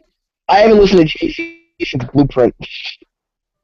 Oh, Okay, you no, lucky then, man. sorry, Or sorry. Black Album. Black Album was good. Yeah, Black Album. Then I also listened to the album he did with Linkin Park. That was an awesome album. No, the last thing I listened to from him was that "On to the Next One" thing. Went on Switch Beats. Oh, that was Blueprint 3. Yeah, Blueprint 3 was okay. I like Blueprint 3. But American Gangster was the last good album. I mean, solid album that Jay-Z put out. Jay-Z's just gotten, he's so lazy lyrically now, man. That Watch the Throne album was good, too. The one he did with Kanye. I got a theory about that. You know why like certain like artists like that when they get so far like and so famous, why they just get lazy? 'Cause they've already made it and they don't care at that point. They just know there's people that are just gonna like think it's like great no matter what. Mm-hmm. Well, yeah, Jay-Z, well, you know what? I'll tell you this about Jay. Jay-Z's right, though. Jay-Z can make 3 shit albums, and if he came to town for a concert, I am going to be there. Just because of the legacy that he's built, man. Oh Like, yeah, Jay-Z exactly. can walk on stage, hold the microphone, look up. Tokyo, what's going on, y'all? And I'm running upstairs, Jay-Z, man, hey, man, I got all your albums, man. You ain't even got to sing shit, man. I'll sing the songs to you, man. Well, we could do the whole Black album together. We go back to Blueprint. It's the rock, man. Go back to the Dave days. And I'm going to get carried off stage by security. But I know I'm not the only person who could legitly do a Jay-Z. Jay-Z doesn't even have to do a concert, man. Like, I could do a Jay-Z concert. I could walk on stage. I could get some lip surgery. And I could just put on a fucking Yankee hat and just, I could sing the whole Reasonable Doubt album and all the Blueprint albums. I can do all those albums with the Black album. Because don't nobody want to hear that new shit. That new shit pretty garbage, man. He had like 1, 2, maybe 3 good songs on that whole album. Did you guys ever hear that bit that he did? What was it that Ari Spears did, where he did like the Jay-Z impression? I think I did. Yeah, no, he did. He started off with LL, then he did DMX. Oh, ain't nobody can do DMX though, man. DMX, No, all you have to do is just scream a lot. He did like dead on though. Like, he sounded just like him. Then he did I think who else he did after that? Oh, Snoop, and then he did Jay-Z. Like they're all doing like a collaboration song together, but it was him doing all the voices. I'll see if I can pull it up. Hold on, I'm gonna go up on YouTube right now and look it up. All right, but yeah, man, fucking man, Jay-Z is a hard voice to nail though. It's hard to nail Jay-Z's voice. Oh, Ari Spears, dude, fucking nails it. Like, he sounds just like Jay-Z. Like, has anyone seen videos of DMX lately? Because I saw one, like, DMX, he's trying to preach to this up-and-coming rapper, but you can just see how cracked out he is. It's a bit sad, man. Oh, here we go, here. I'll have to turn up a little bit. I'm doing it all, so bear with me. Cancun, it starts October 20th. Just go to alaskaair.com. All right, so we're getting some requests. Apparently, Ari Spears was here at Cobb's all this weekend. Does a really mean like DMX and Jay-Z? Which one are we gonna hear? I might give you a medley of. A medley. Oh, freestyle action. Here we go. Ready? Yep. Ari, yo, what's up? It's your man, LL Cool J. We gonna do it sexy right now, baby. Man, Snoop Dogg, DMX, Jay-Z in the building. Hey, yo, Snoop, holla at him, you know what I mean? It's LL. Hey, yo, Snoop, eat your double jizzle. I'm in the hissy nizzle. And when you see me, you gon' still hit that metal finger. As a linger on that liquor, that chronic, that blue tonic, that tonic, that Snoop Dogg, that's how I get that. Come on, man. Damn. Your man, DMX. Oh, Jack. So, I wanna see the teeth. So please, I might show you the teeth and I'm gonna give you the spot. Get you in the day, man. No, yeah. Severe, BMX, I'm hard. I'm a fucking gun. Jay-Z, on the mic, it's next. Your man, BMX. It's your boy Young, homie, Jay-Z, the game. 4 mil, Young, homie, on the different name. I'm the French names and the French name. Oh my God. Jay-Z, better. You see me put forth in your sweater. Boy Young, homie, Young age star, legendary. Boy Young, in the building. Oh my God, I remember this shit. Yeah. Tell me you did not sound just fucking like him. Yeah, he nailed it, man. I saw that shit a while back, man. That shit had me dying though. Yeah. That shit is hilarious, man. Yeah, I never get that though, cause like it's just like he nailed it so good. I don't know. I think the Jay-Z voice was the one he nailed the most, but that DMX was pretty dead on too, though. That was good. The LL though, the LL Cool J had me dying too. No, there's another one he does where he actually LL. He's like, hey, it's your man LL. You ever get that feeling where you feel right, real sexy, and you pour vanilla ice cream on your chest and just let it melt? It's like this whole thing. LL Cool J has made some terrible movies though, y'all. Oh, Remember Rollerball? Oh God. Wait, wasn't Paul Walker in that too? I don't know. Who would Paul Walker have been in that movie though? Wasn't he the white dude in it? No. Paul Walker wasn't the white dude in it. They had a dude who looked like Keanu Reeves or some shit in that movie. Yeah, but Keanu Reeves, but he looked like Keanu Reeves. Who the fuck was it? They had that dude who, you ever seen Leon the Professional? Mm-hmm. Yeah, No. they had him. He played the bad guy, Gene Rano. He was the bad guy in that movie. Okay. And then they had that really hot that hot white girl. Yeah, those are the people I remember. No, Yeah. it was Chris Pine, the guy who played Ozzy in American Pie. Oh yeah. I didn't know that he was Oz in American Pie. Well, that Yeah, tells you then how good his career doing. yeah, Rebecca Romaine was in. Oh man, I'm fucked up, y'all. I shouldn't have said that about his career. Well, I'm gonna see what movies he's been in. Oh shit, that was him though, man. Because it's like now I'm hearing the American Pie voice with the rollerball voice. I'm like, how did I not put that together? Oh, he's had a shitty acting career. Because it's like you look at Christian Bale. When Christian Bale plays in a movie, whether it be American Psycho, a Batman movie, Equilibrium, you know it's Christian Bale. People shout out, "That's Christian Bale." Same Mm-hmm. with DiCaprio. When DiCaprio's in a movie, because he's that fucking good, you go, "That's DiCaprio." And same with Johnny Depp, Denzel Washington, Will Smith. You know, it comes out for them. But what's that dude, Oz from American Pie and Rollerball? I had no clue it was him Yeah, until it was just brought to my attention. I'm like, wow, that was him. I'm like, what? Yeah, it was him. I'm like, you had a shitty acting career, dude. American Pie is your legacy. Yeah, that's what he needs to stick with. Doing American Yeah, Pie yeah, sagas. just do like Sean William Scott, aka Stifler, and just make American Pie movies. Jimmy Stifler always. Stifler is the man. I actually met a dude in real life. I know a guy in real life who acts just like Stifler, and it Oh, blew yeah, my mind when I met him. a guy like that. And depending on who you ask, I know they might say that's me, but I don't agree with them. Dude, I'm And serious. You would have to meet this dude. I'm Like not Stifler, one to tell him the boy. Stifler has Tourette syndrome, but he doesn't have Tourette syndrome, where he just says crazy, fucked up shit all the time. Yeah. Yeah, I know a dude like that. Stifler just wants to smash everything. The same dude is like that. I met the real life Steven Stifler, and his last name is Lindbergh. Thomas Lindbergh. In his heyday, he's got a wife and kids now. He's really calmed it down now. But that dude back in the day, like I was scared. Like people be like, "Hey y'all, we about to go to the bar." You know, Lindbergh there. I'm like, I don't know, man. Lindbergh cool as fuck though, man.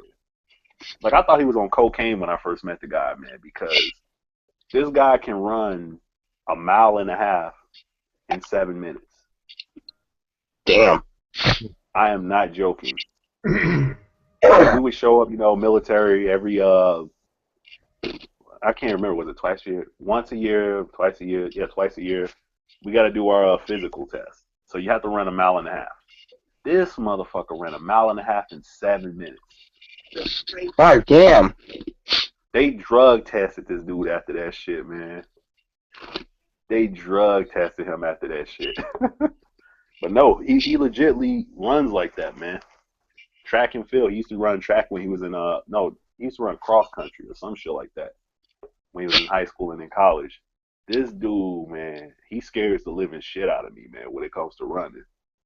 Cause I'm a long distance runner. He's a speed runner, man. This motherfucker, he can run a mile and a half in 7 minutes Ugh. and still keep going. So for all y'all people who hate our military, I need to appreciate the motherfuckers. They got motherfuckers running miles and a half in 7 minutes, like no fucking joke. 7 fucking minutes, man. So for all you people who say the military is overpaid, ask him. When you can run a mile and a half in 6 minutes, then you can say they overpaid.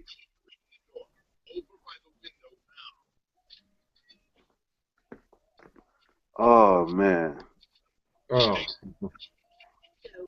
I'm trying to think. What was my third song? You know what? You need to listen to ADHD, Ryan. All right. By who?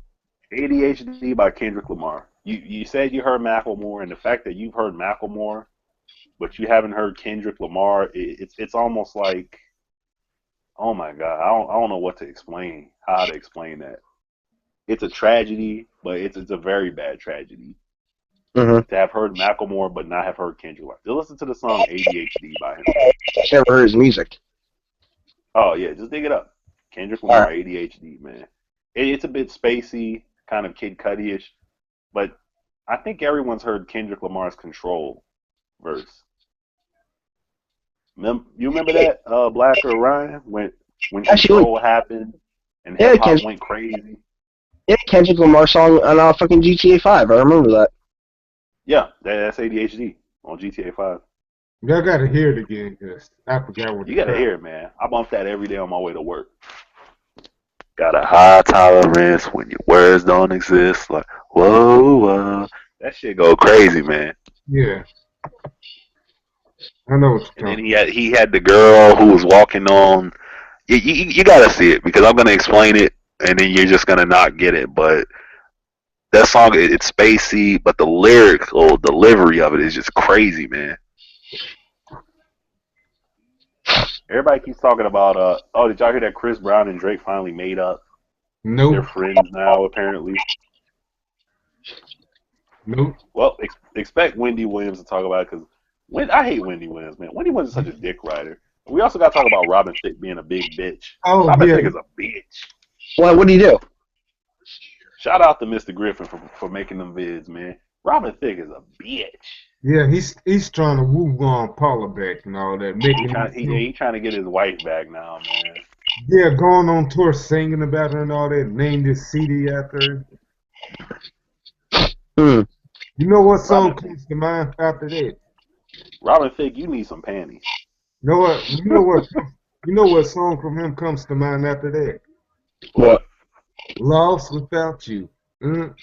That's what he's Well, saying. that's cool. That's cool though. But the thing is, does anybody remember when Usher cheated on Chili?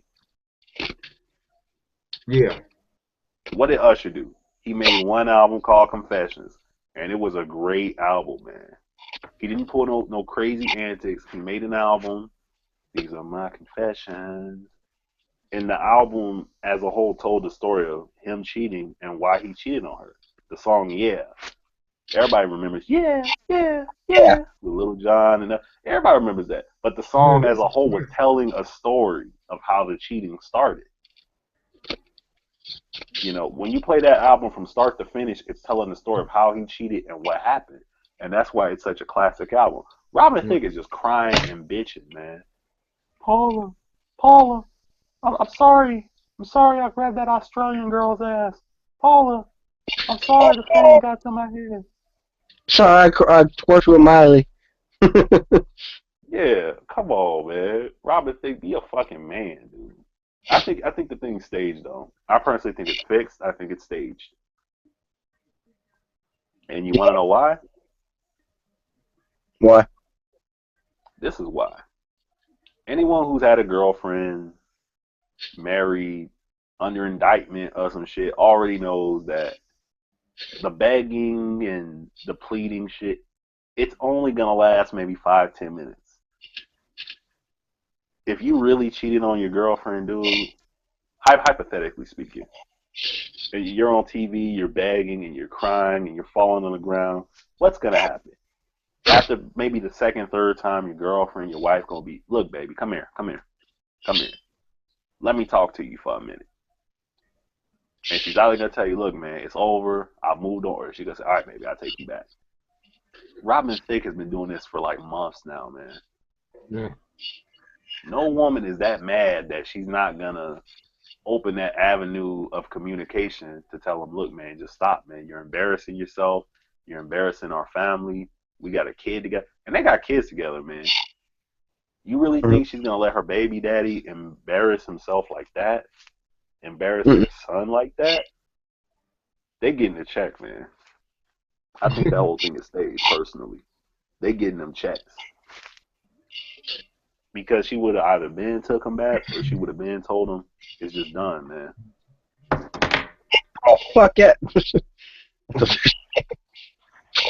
So Robin Thicke, please stop being a bitch, man. Stop Yeah. being a bitch. They said it already. You done said it 100 times already. You fucked up. We all know you fucked up.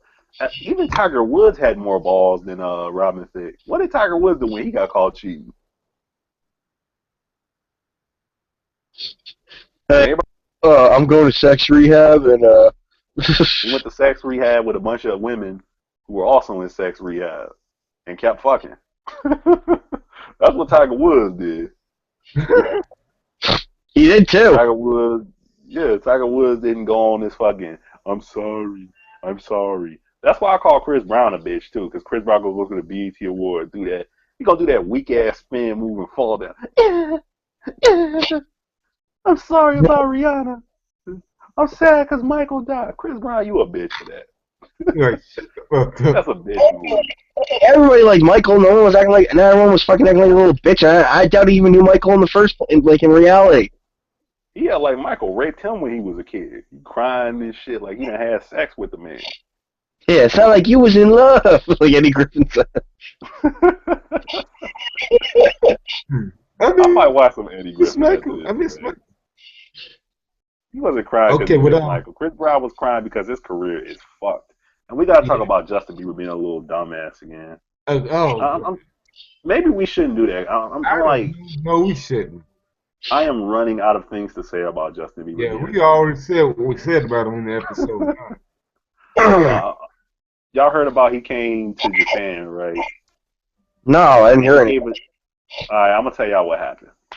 In Japan, there's a shrine called the Yasukuni Shrine. This shrine was made for war criminals and et cetera, right? So Bieber comes to Japan, he sees the shrine, he takes a picture of it and says, "This is the most beautiful thing I've ever seen." So basically his whole Asian fan base, they said, "Are you fucking crazy?" So this is what I gotta say to all you Asian teeny bopper girls who are obsessed with Justin Bieber.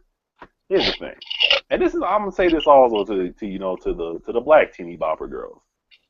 Justin Bieber over the last 2 months has disrespected, black people, Chinese people, Korean people, Japanese people, Holocaust people. He disrespected all these people, right? But what are y'all little dumb asses gonna do? Y'all gonna keep buying his album. Y'all gonna keep buying his t-shirts. Y'all gonna keep paying for his concert tickets. Y'all are basically giving him a license to keep doing this shit. Mm-hmm. So stop complaining. Don't complain. Just don't buy the man's CD. Just don't go to his concert. Go on Twitter, Facebook, and tweet that he's an asshole. Facebook, tweet that he's an asshole, whatever the fuck you do. And just stop contributing to him doing this. But you're not going to do that. You're going to still be a believer. You're going to still defend him because Fox News says you should. Every news station says, Bieber's good. Bieber's good. How is someone who's driving drunk and doing the same dumb shit again and again?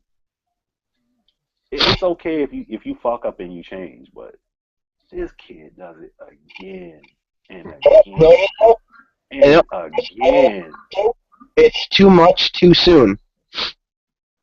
I think this is what completely I want Paul Mooney to. I wish when they do a documentary of Justin Bieber versus Chris Brown, my only wish is that Paul Mooney gets to be the guy that does it. Host. Because only Paul Mooney would paint the picture perfectly. Yeah. He would paint it perfectly. Because if Chris Brown, let's switch roles. If Chris Brown did the same shit Justin Bieber did, he would not have a career right now. Hell no. He would not have a career. He'd get no love. He would get no love. But if we get footage of Justin Bieber beating Selena Gomez's ass the same way Chris Brown, first of all, Chris Brown didn't just haul off and beat Rihanna's ass. Rihanna attacked him. We've already confirmed a long time ago that Rihanna is batshit crazy. Yeah. Exactly. But people still get on Chris Brown's case because she tried to choke him up while he was driving. Chris Brown was driving a car. He was driving a car and she tried to choke him up. Yeah, you don't do that shit. Over some girl in his cell phone. She tried to kill both of us. You putting both yourselves in danger doing this. Exactly. But Chris Brown hit it 1, 2, 3, 4, 5 times for being a dumb bitch. And yeah, and now people want to crucify Chris Brown's career. And Chris Brown, see, if I was Chris Brown, I would have had no apology to nobody. Chris Brown, you a dumbass. You should have shouted out what Rihanna did, man. When that situation happened, I know your publicist, everybody saying, oh, well, don't tell what happened. You should have told what happened, man. You should Yeah. have told the whole story and made Rihanna look like a dumbass. Yeah. And then Because you the more you keep quiet about it, the more it fucks your career and it helps her career. and So you then know what, Rihanna? You need to pay some alimony to Chris Brown. yes, Because exactly. Chris Brown know what happened. Chris Brown could easily just do an interview. Well, here you go. Look at it this way. You people still talking about Chris Brown, right? When was the last time you heard anything about Rihanna? Because people are so used to Rihanna being crazy. Yeah, Yeah. but People are used to it. You don't hear shit about her though lately. She's been relevant how long? Well, the last we heard about Rihanna was that dress she wore. That's it. Yeah, but I'm talking like career wise. You still hear about Chris Brown. Mm-hmm. We'll hear about Rihanna again. I think Rihanna's a good talent. I just think that it was wrong for her to do that to that man's career, man. yeah, I don't think she's good at all. I think she's overrated. I think she did all that just She to overrated. She She did. overrated, but I think that she's talented. Don't get me wrong, but I'm just say this. She did all that shit to up her career, but anyways, with Chris Brown, after Chris Brown did that shit, he should have kept it on the low instead of being out in the public ruining the games and all that. Months later, he should have just kept it on the low. To Chris the Brown should have told the real story of what really happened, man. Because as a grown man, when you're a grown man and you're in a marriage, I'm gonna keep it real for you. I'm gonna keep it 100. People fight, man. If you got a brother or sister, you got a sibling, you got a mommy and daddy, people fight, man. Yes. If you see a couple who they've been together 70, 80 years, and then you ask the wife, have you ever punched him in the face? And she says no, she's fucking lying. It's human nature, man. People are going to disagree sometimes. And then you got times where this one's turned up and that one's turned up. It's going to happen at some point, y'all. Think logically. I get sad of these little girls that act like goody two shoes. Sis, I don't get involved in drumming and all that. Hey, you're gonna have disagreements every now and then with someone, so don't drop the act. Just drop the damn act. Yeah. Oh, we lost him.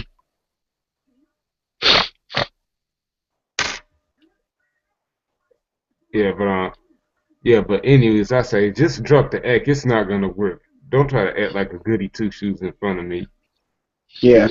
It's annoying and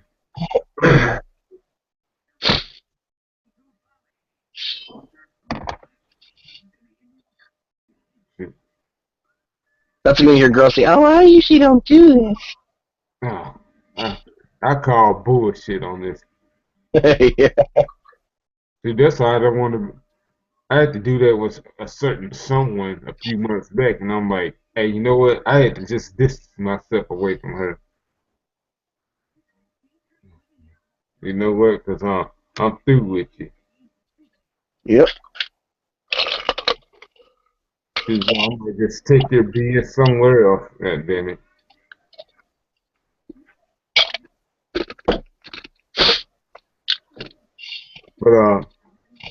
Anyway, yeah, I did get to that text when you said you want to talk mad shit about someone, but I know you don't remember it yet. It was probably some time ago. You probably forget about it. Trying to think. Oh yeah, I remember who now. Okay, go ahead. You probably remember too, Brian. Remember J. Vargas Bronx? Jay who? J. Vargas Bronx. The dude I used to know on YouTube. He used to shout me out and shit all the time. Yeah, him. I ain't heard from him in a Have you year. watched his videos lately? I ain't heard from him for a year. I unsubscribed to him. Yeah, same here. Oh man. Oh, he turned into a sexist asshole. Yeah, I knew he'd get that way. Him and Faded is like that. Yeah. Oh, dude. Like I try to watch this one video. He's like, "Oh, women shouldn't be in charge." Blah blah blah. Men are smarter. Blah blah blah. He's like, dude, you're acting like you're a fucking 9-year-old. I should just smack him and him Faded and who else? I be agreeing with some of the shit Faded say though, man. Some of the shit.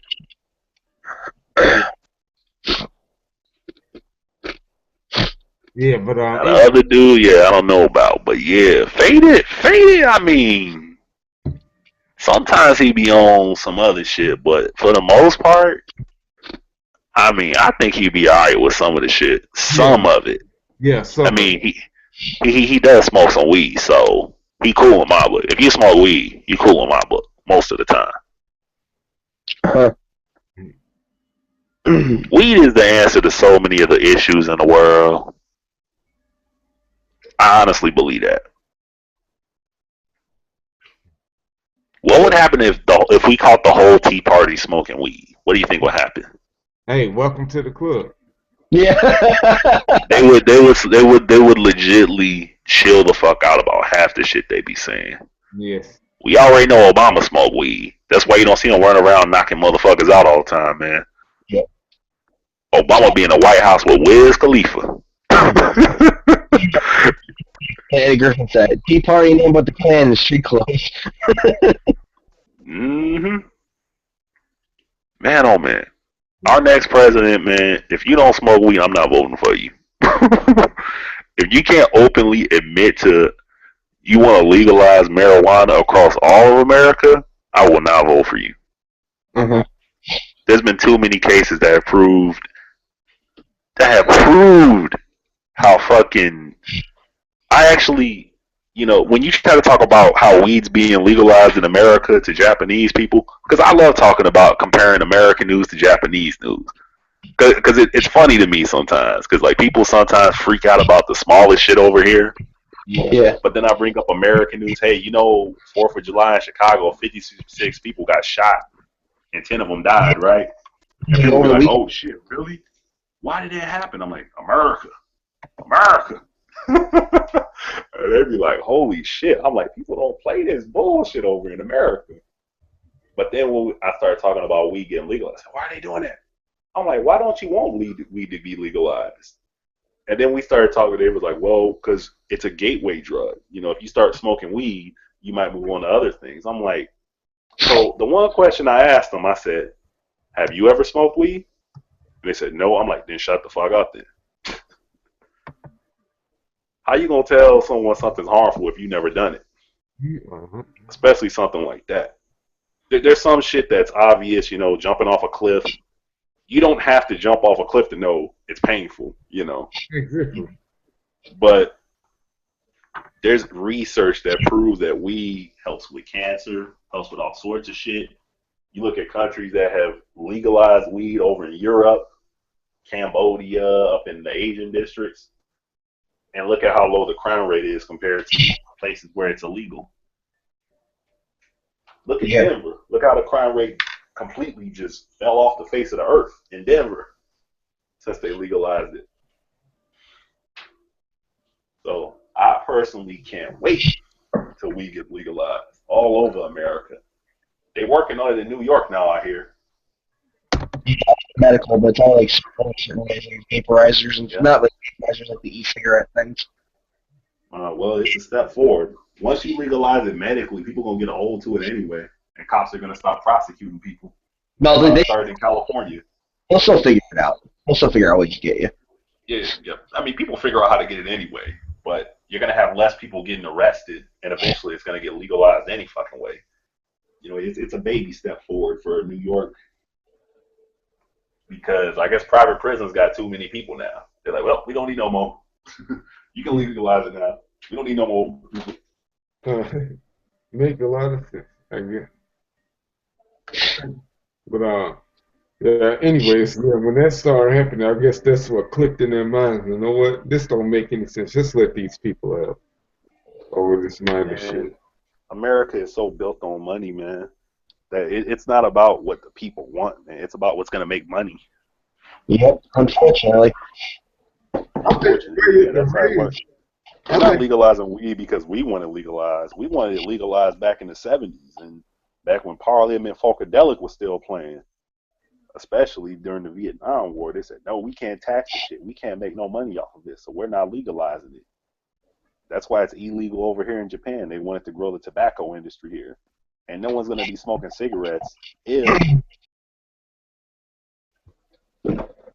So they made it illegal over here, too.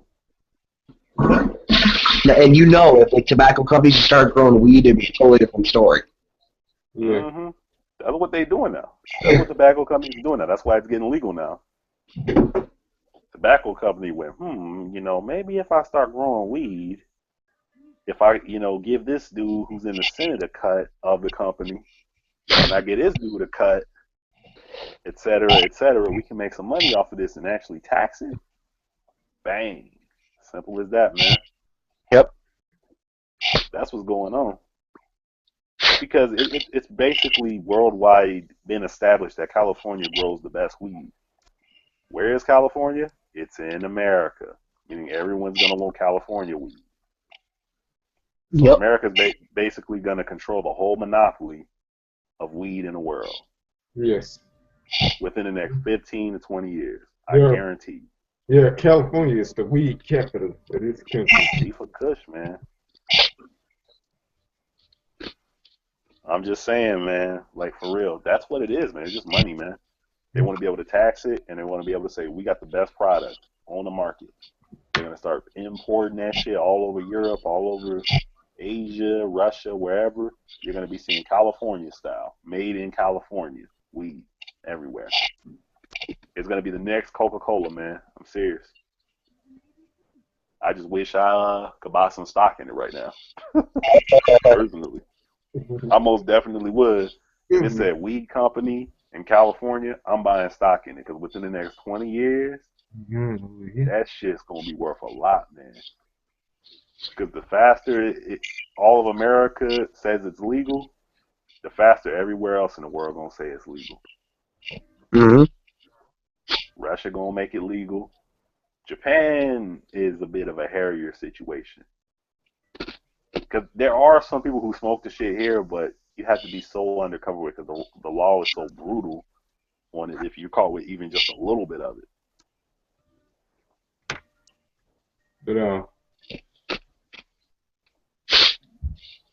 But as far as this stuff with weed go, like we was like talking about how it should be legal and all that. Then one of the guys, it was a month ago at my brother's bachelor party and all that. We was all in the car and all this. I'm gonna say, hey, you gotta know the law, break the law. It's like you gotta know the law to break it. God damn it. But yeah, that's We need to talk about alcohol, V. What's the funniest shit that's ever happened while you or a friend was under the influence of alcohol? I also had tree branch fall on them. What happened? She's walking, drunk as shit, and a tree branch hit her. yeah. And no, I know some people I know at work are going to listen to this, and no, it's not that person. This is a totally different girl I knew. This girl I went to high school with. I know some people from my work, whoever that was, like, oh, he's making fun of you. No, it's not you. It was someone totally different. It happened to me. I used to work. Well, what's the dumbest thing you've done while under the influence of alcohol? Oh, geez. Dumbest thing. Like something you just went, oh, shit, I shouldn't have done that. Oh, damn.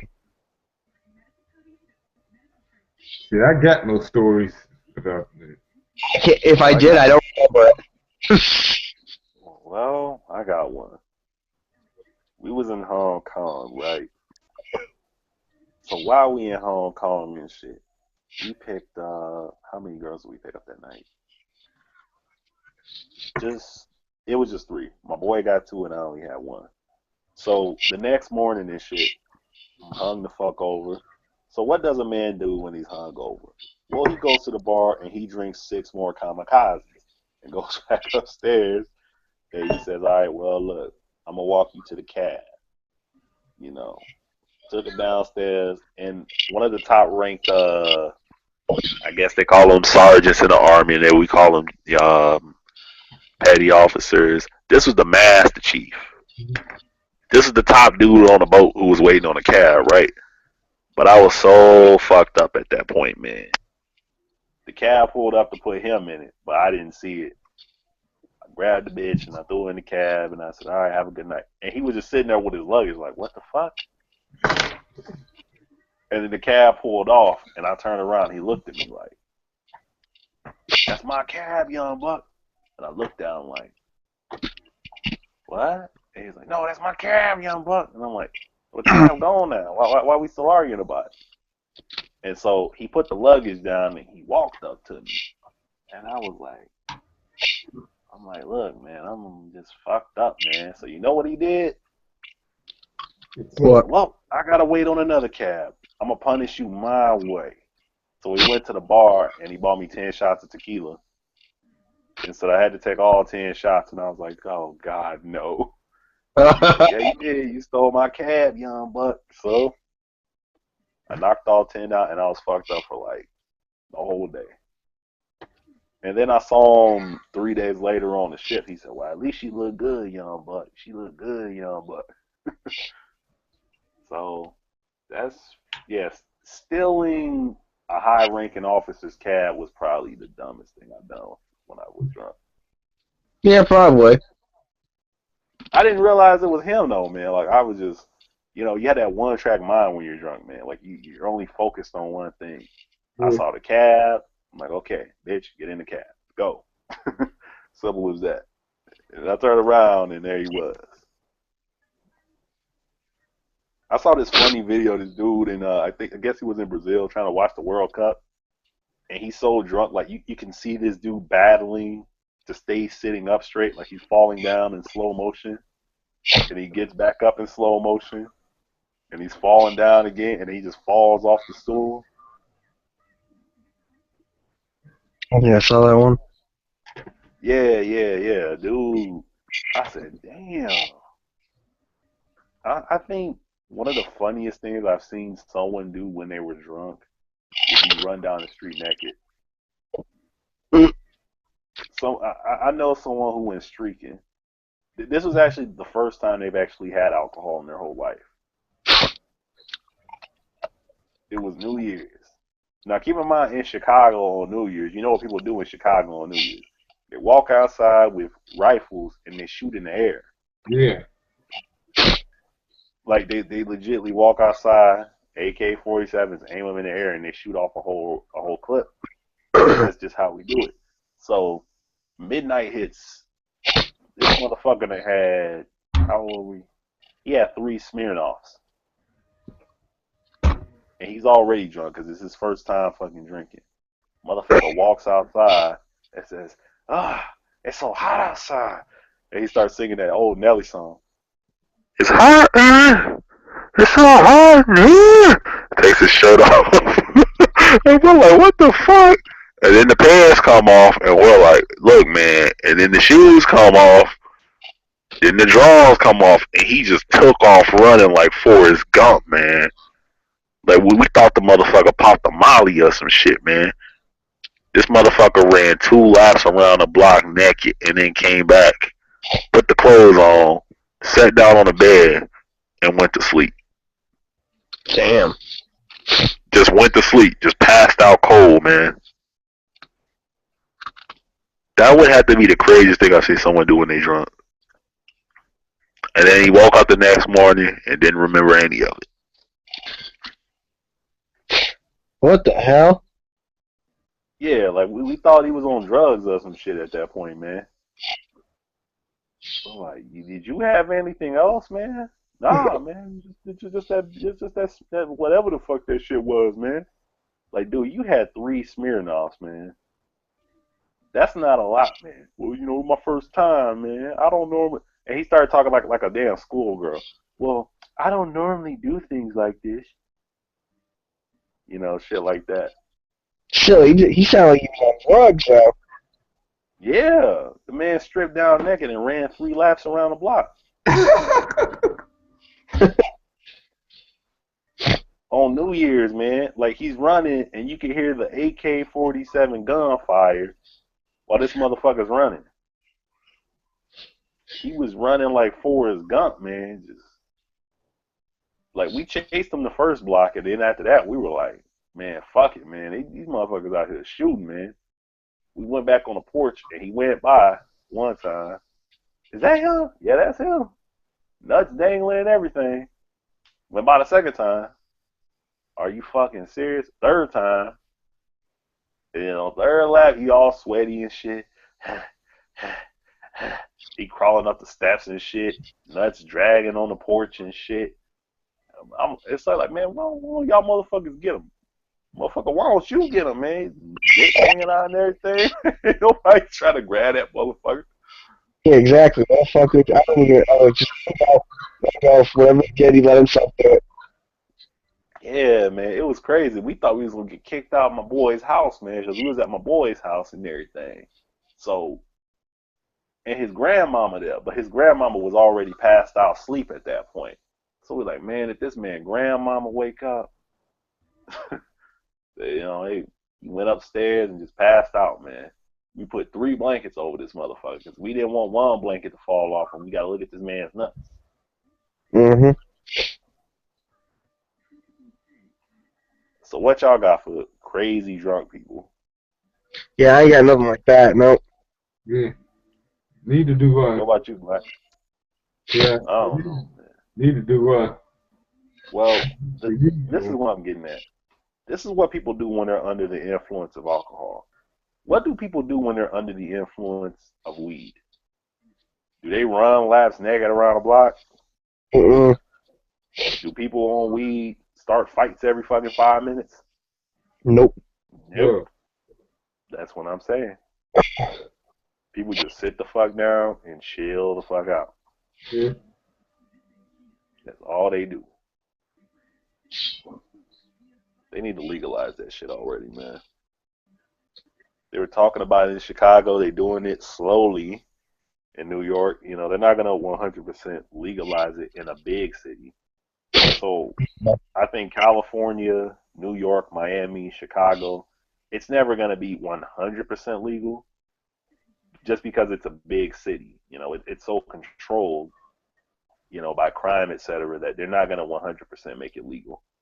No, hell no. But Too much money to be you're lost. gonna, you're gonna have the medical side. Well, medical marijuana is gonna be legal in those cities. Even then, you know people are going to get thrown in prison for it. Yeah, they got to fill the ratio at some point. If you're not selling the hard drug, you literally should not be in jail. If you're not selling coke or if you're not doing anything that's gonna legitimately hurt nobody, I don't see why selling drugs is illegal to begin with, man.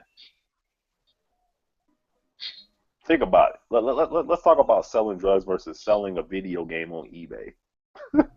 Let's talk about the differences in that. Okay. What video game do you want to buy now, Ryan? Or Black? Okay. Another Dynasty Warriors game. Dynasty Warriors. Why you choose Dynasty Warriors? I have no clue. But okay, you want Dynasty Warriors. Because I have unfinished business with it. Actually, it's Dynasty Warriors 4 I have unfinished business with it. But you know what? Forget about it. I get the one on history. They're on like part 9 right now, man. More than that. Dynasty Warriors, Dynasty Warriors 9 right now, man. That's like, I just saw that shit at the store the other day. I'll start from there then. Alright, so you want Dynasty Warriors 9. Now, if I have part 9, I said, look, man. This shit right here, man. You know, and you're willing to pay for it, and I give it to you. It's not hurting you. It's not hurting me. I just sold you something that I have. It's the same thing. With selling drugs. It's not hurting nobody. It's not hurting me to sell it. It's not hurting him to buy it.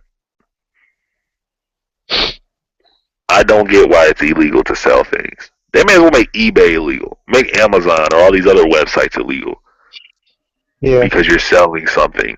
It's like, it's not hurting nobody. It's different if it's hurting someone. Prostitution should not be illegal neither. We talked about this last episode. That man is getting his dick sucked. If he got to pay for it, he got to pay for it. Maybe that man third world ugly. Who gives a fuck? You can sell it, but be free to give it away. Like, no consequence. Like, you can just, no consequence. like, you can just... If you're not hurting nobody or fucking nobody else's life up, who gives a fuck? Yeah, exactly. Like, has anyone ever had to go to jury duty? Black, have you ever had jury duty? All right. Yep, but I was out within the hour because because for some reason he just let us go and say, you know what, come back at the end of the month. Then I called. Like you straight up, you get jury duty, and you have to listen to like the dumbest shit sometimes. Like, I had jury duty for some dude who bought a prostitute. And like, it was the funniest shit because it's like, you go to a room and you got to talk about, how do you feel about it? How does this person feel about it? And I guess I was the black sheep of the group, man. Everybody's like, "Oh, he should go because he broke the law." And I sat down because I'm already drunk. I was drunk for jury duty. I don't give a fuck, man. I was drunk. I sat there and I said, "Well, at least the prostitute looked good." Everybody looked at me. I'm like, "Really, man? I mean, most people get them ugly bitches, man. She actually looked good, man." Mm-hmm. I don't think he should go to jail for that shit. But they found the dude guilty and shit. And I'm like, man, look, I'm just saying, B. If he ain't hurt me, if what he's doing ain't impacting me, my family, or my community, I give no fucks. Yeah, If exactly. he want to risk catching the clap or some other shit, that's on him. That's on her. That's an agreement between two people. Ain't got shit to do with me. It's the same with selling drugs. It ain't hurting me. It ain't hurting them. Why do I give a fuck?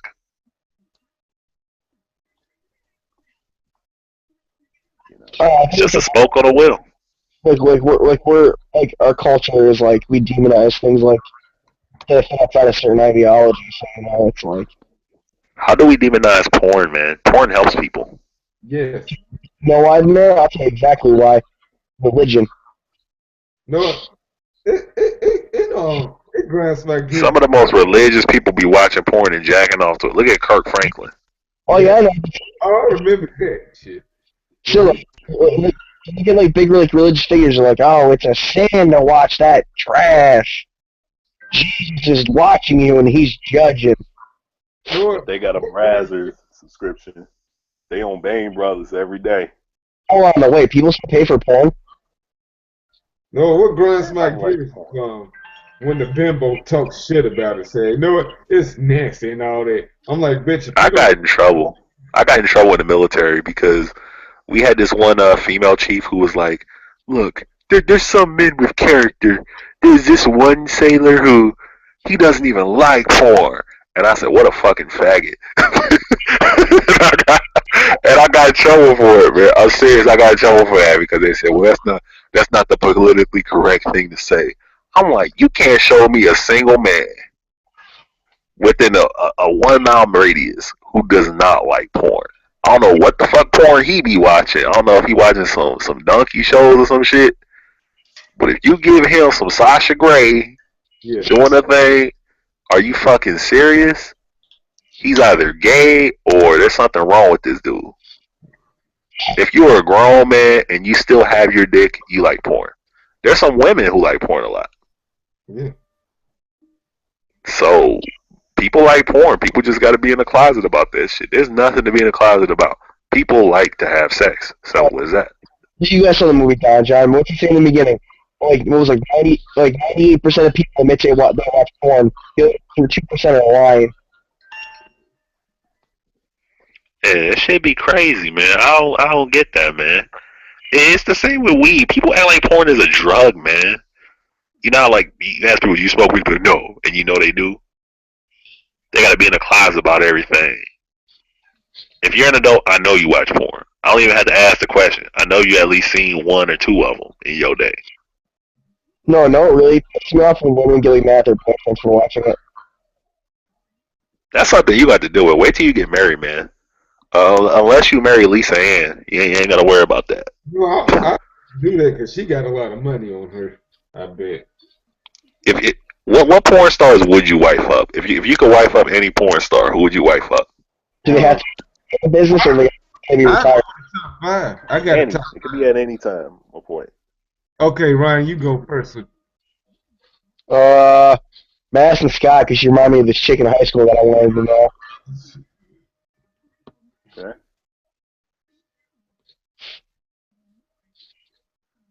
Okay. I'm beefing with Asa Akira right now. That was I'm a beefing given. with her. No, I'm beefing with her. It ain't happening. Oh, She just flew out of Tokyo a few days ago. A lot of people don't know that. She was here and didn't tell nobody. Oh man. So you're up right now. You put her in the doghouse. Yeah, man. I'm unsubscribing for a week. Doghouse songs. Well, like she give a fuck though. Yeah. I'm just saying, man. Damn, you got fans over here too who would love to, give you a handshake, and that's it. Not on no creepy shit, but just a handshake, and go, damn, you got me through so much shit. You just don't know. You just don't know how much you legitly help people. As weird as that sounds, that shit does help people. Because we can't have weed. That's a man's stress reliever. No, okay, well, who would you wife up then? I already said it earlier. I'm talking Gmo. Oh, I thought you were talking. Lisa Ann with the Yeah, quickness. yeah, I got a top five, and she's number one. Her, Yeah, and Lisa Ann is in the top 5 category for that. yeah, yeah. I remember the last time I talked to her on her show last year. I told her I had 6 wives. She said, "Oh, I'm number one." I'm like, "You ruined it. I wanted to surprise you, you happy slappy girl." But that's the thing about Lisa Ann. Lisa Ann be bubbly. She don't mind communicating with her fans. One of my big pet peeves about Twitter and all the social media shit is if you're gonna have a social media account and you're gonna open yourself up to people to talk to you, at least talk back to them. Yeah. At least Lisa Ann does talk back to her fans. There's some Yeah, people you tweet them and you be waiting 2 months for a tweet back, or you never get nothing back at all. no, but And anyway, Back. yeah, yeah, she got another show now called Fantasy Football, some shit like that. I don't know how that shit works, so that's why I don't call it. But, like she'll like retweet our stuff, like which teams disappointed you this week and all that. Then you can name one. Then she'll like show it off to everyone by retweeting it and Yeah, favoring at it. least you do that, man. Some cats don't do that at all, man. Yeah, but anyway, she's number one on my list too. But Yeah, definitely in the her top five, her maybe in the that top Mexican three. girl, her that Mexican girl I was telling y'all about, that that Selma girl. Yeah, Yeah, she just gets me bubbly ass. Who I else? can't Oh, remember the name of that one, that Colombian one I was talking about last time. no, Oh, I'm well, you. I, Uh, okay. yeah, No, I was hung up on that one for a no, minute. yeah, yeah, you wouldn't shut the fuck up for an hour. yeah, Shit, you yeah. should, man. I'm gonna go to those two. Then I'm gonna go with Tory Lanez number three. Shoot, I I don't don't, know. I don't think you could wife up Tory Lane, man. Yeah, Yeah, you're probably you can't. You That's just can't. Housewife. you setting yourself up for failure with that one. okay. I'm gonna go with this other girl, Andy Jr. You ain't heard of her. But it's probably better than Tory Lane. Tory Lane. I say, actually, I retract that. I probably say I'm, Randy. I'm gonna say this. I'm gonna say this about Tory Lane. Only a white dude could wife up Tory Lane. Cause y'all be doing crazy shit, and Tory Lane be doing crazy Yeah, shit.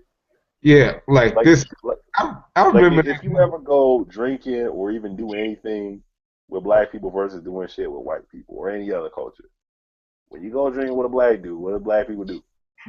Black people be okay. Let me get this drink. You want to try something? Nah, man. This is my set drink for the night. I might dabble in something different, but for the most part, 80% of the time, this is what I'm drinking. Now, you go drink with a white dude. Hey, man, what you drinking, man? Let me get a Long Island. Okay. 5 minutes later, let me get this. 5 minutes later, let me get a Hammerhead. 5 minutes later, well, let me get a rum and coke. Just mixing everything together. Just going crazy with the shit. Not me, man. I don't do that shit. I just drink. I drink like I'll drink, like whiskey sours, straight shots of Hmm. whiskey. Like a certain. Oh God. Yeah, we like John Cena with that shit, man. We got the 5 drinks or the five cigarettes of doom, man. We stick with just one set formula that work with us, man. We may dabble out, try something different. Like if you watch Snoop smoke with Seth Rogen from Game of Thrones, You know Snoop was what? smoking with Seth Rogen. Seth Rogen he made a Ku Klux Klan symbol out of fucking weed, and they smoked it together. I'll get it, baby. All right, I'll get it. Okay. Yeah, and then Snoop said, all right, I'm gonna try this. And he smoked it. I thought that shit was funny because like he made this shit and Snoop looked at him at first like, "What the fuck are you trying to do, man?" I think But that's then why Seth Rogen like a comedian and everything.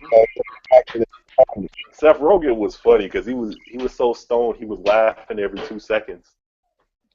or he's that Seth Rogen laugh he does. Yeah, you know what? If you have a YouTube account and you don't have GGN News, subscribe to your account because they put out a new episode every week. There's something wrong with you. It's the funniest shit you're gonna see, and everyone likes the Weather Girls.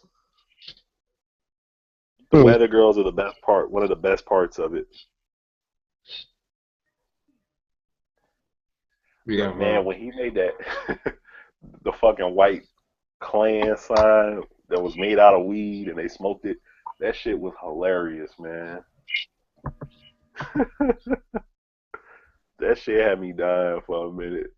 This dude was so stoned just off of that, man, because it's basically two blunts rolled up of of Khalifa Kush, and they're smoking both at the same time. you So Snoop was gone. Snoop was gone. All right. So this is I'm about to roll in 10 minutes, y'all. But we got to talk about some real man shit. yes, sir. Wow. Now, I'm gonna ask y'all, if you had to choose between having a one with titties versus a one with ass, what would you pick? Ass. I told you Ryan was half black. I told you. You know what? I'm gonna go with ass too. That's the tits. They can make those things. You know what? No, they can do with tits. But Gotta choose ass. Gotta choose ass. Have to. yeah, all three of us agree on that.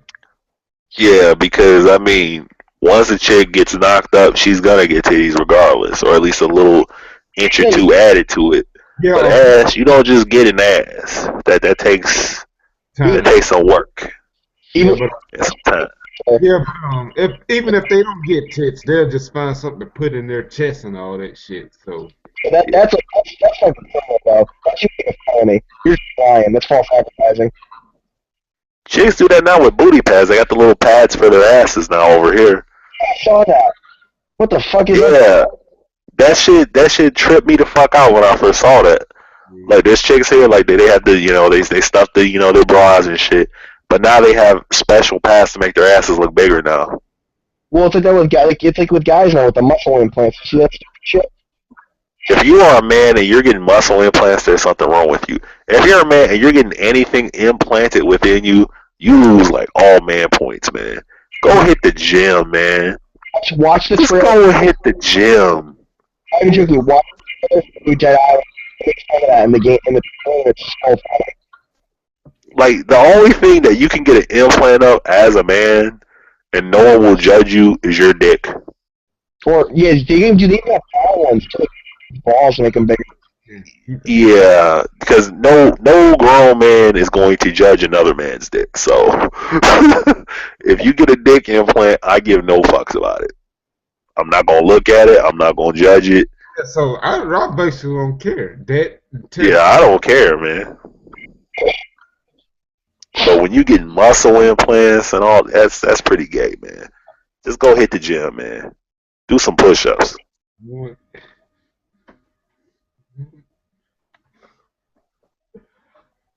All right, Megan Good or Megan Fox?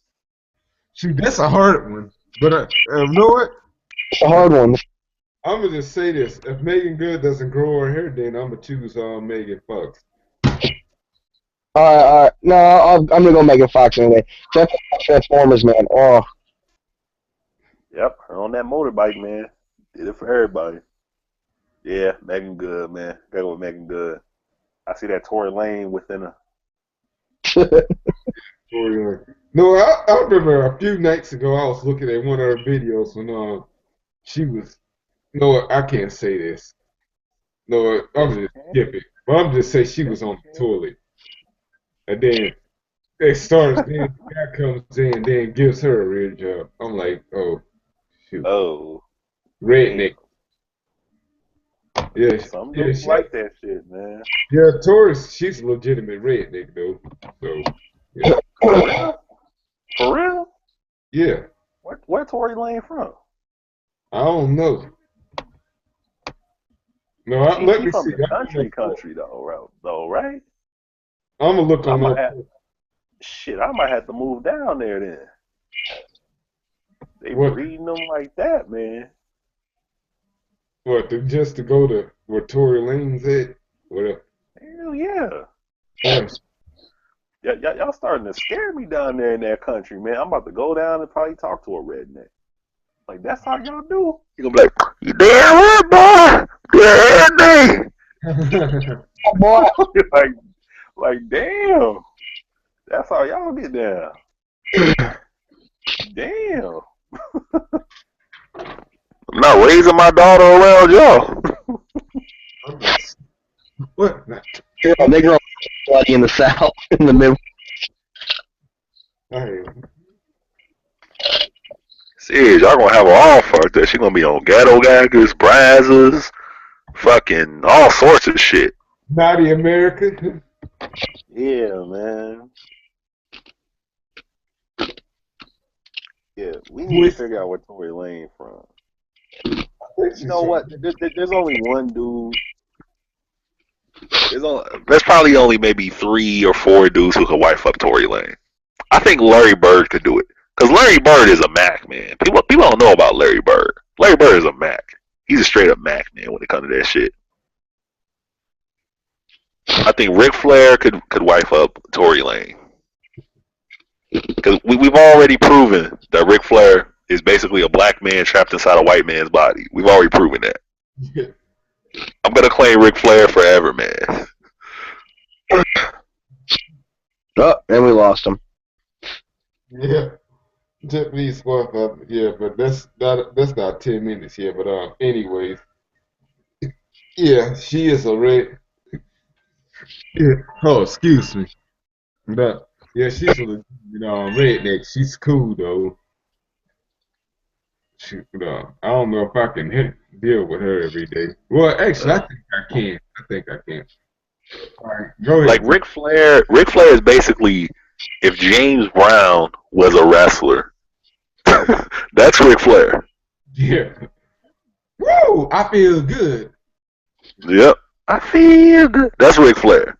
Ric Flair is if James Brown was a wrestler. I still woo, man. I woo, man. I be in classes, man. I be at work wooing sometimes, man. Because when you woo, I don't know, it do something to your brain, man. It make you feel good to do that woo. They actually interviewed Ric Flair a few days ago and asked him about Nation. Because you know the nickname that Ric Flair had was Nate. They called him Nate, the Nature Boy. Nate. Boy. So now you got a bunch of rappers now saying, yeah, we be nation, man. We be nation.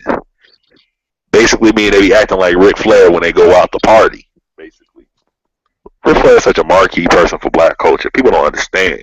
Ric Flair was that dude, man. Ric Flair would show up, man. So I got 10 of them in the back ready to roll.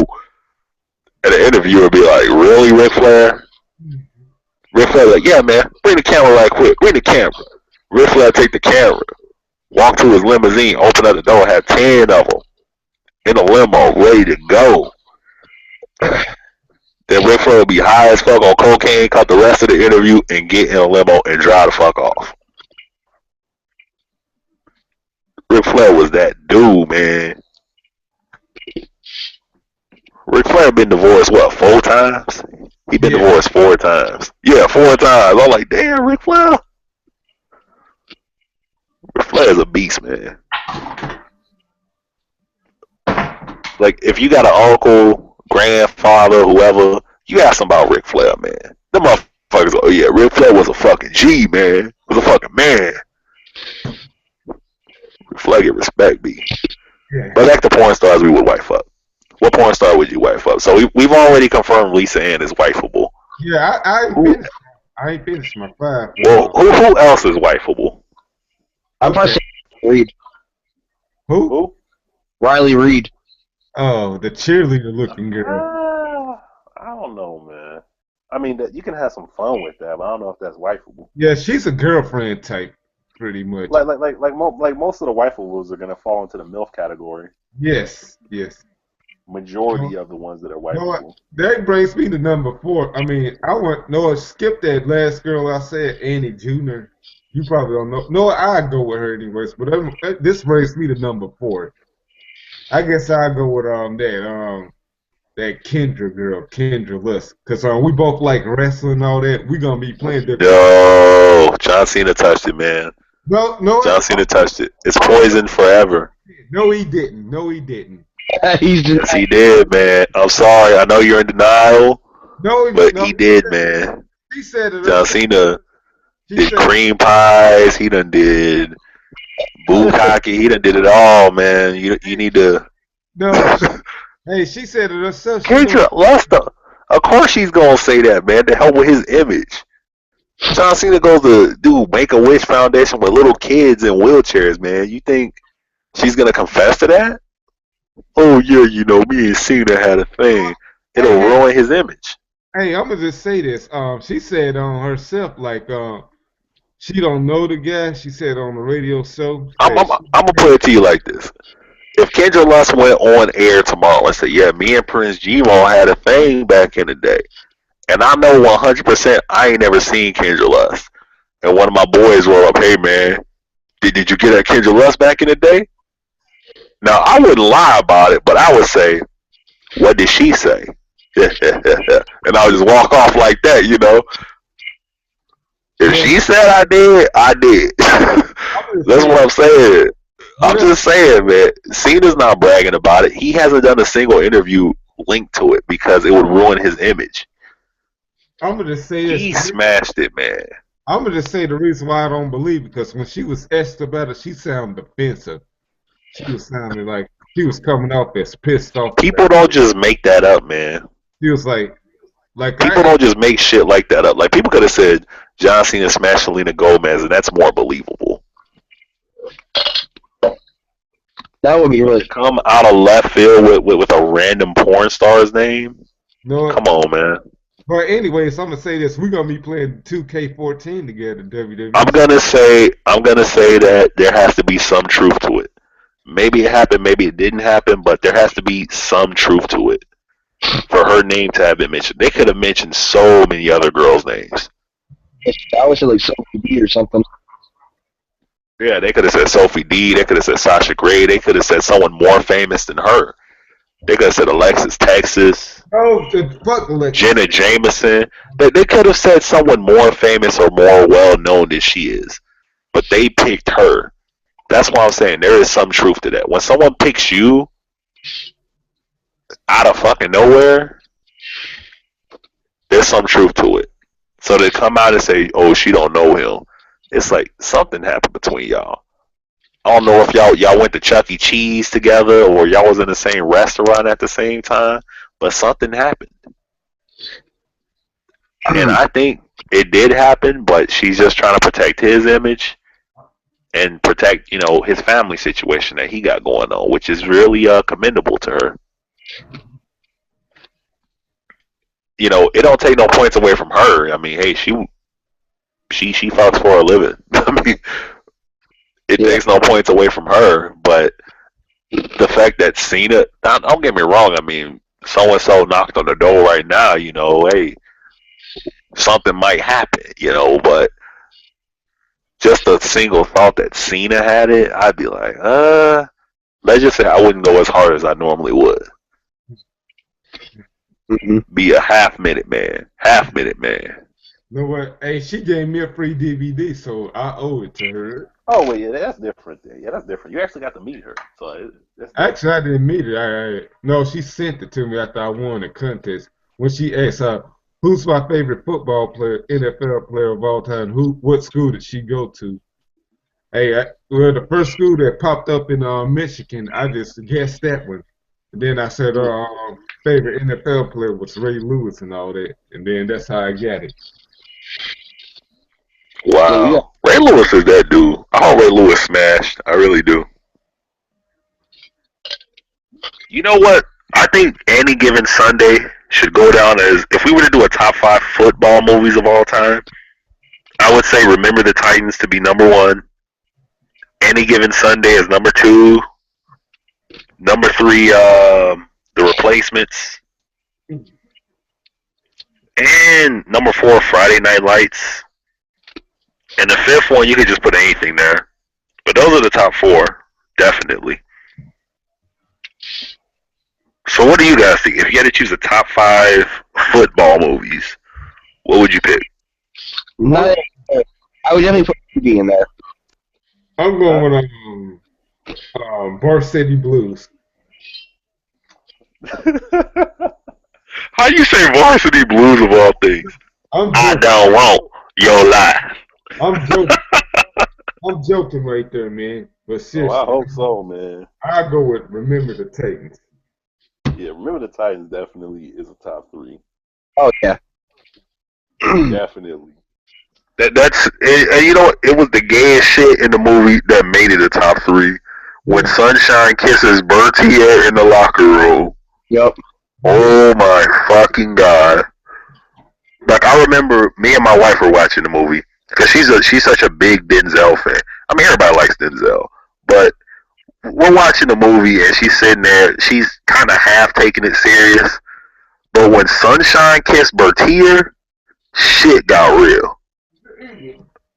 It's like the light switch clicks on for people that, hey, this shit is kind of real. This shit really did happen. Yeah, you didn't expect it to happen either.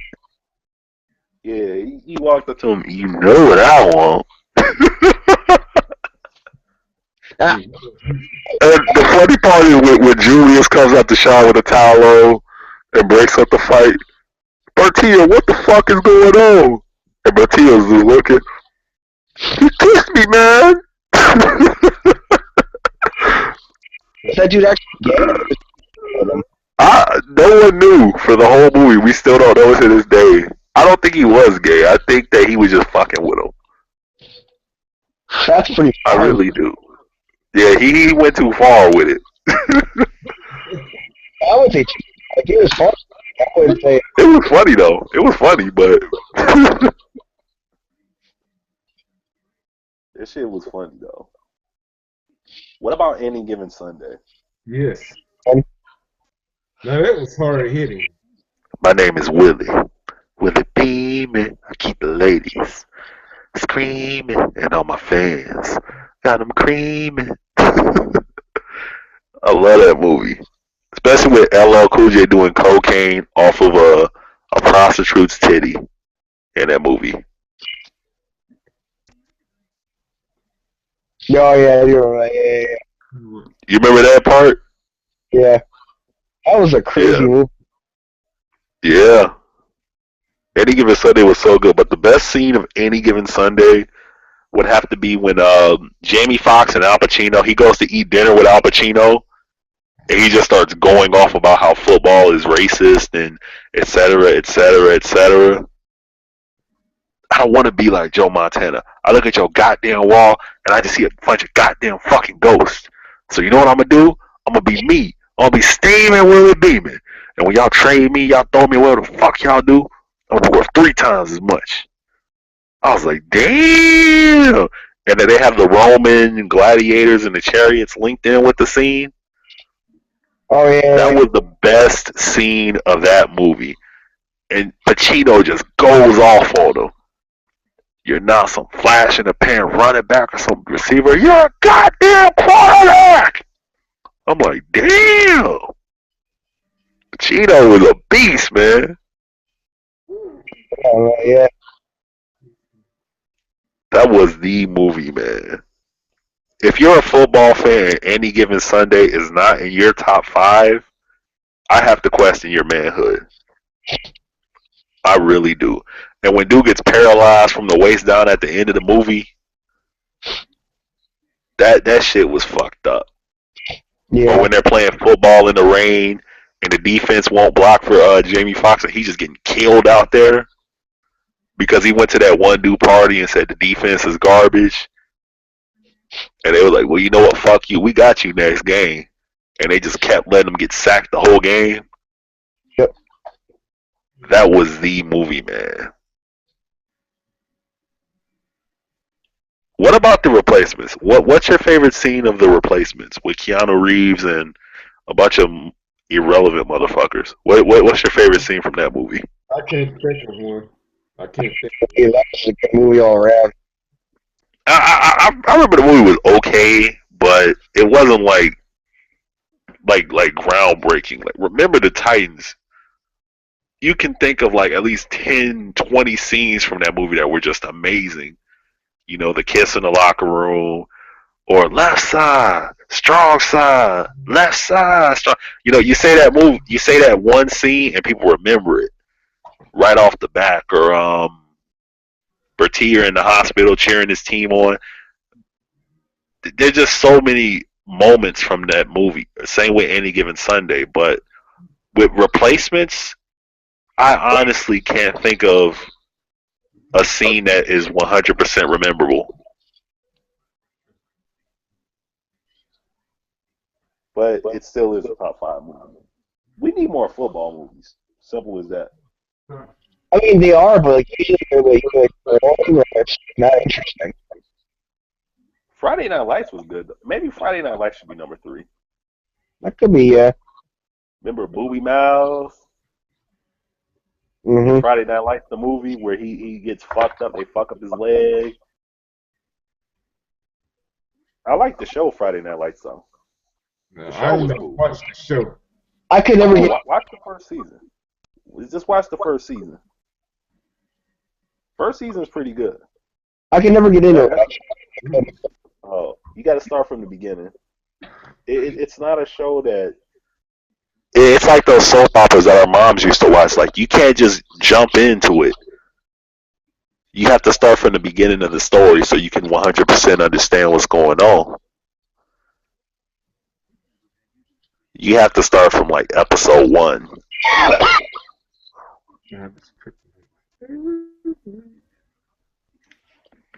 Man, oh man. So, Ryan, you got the PS4.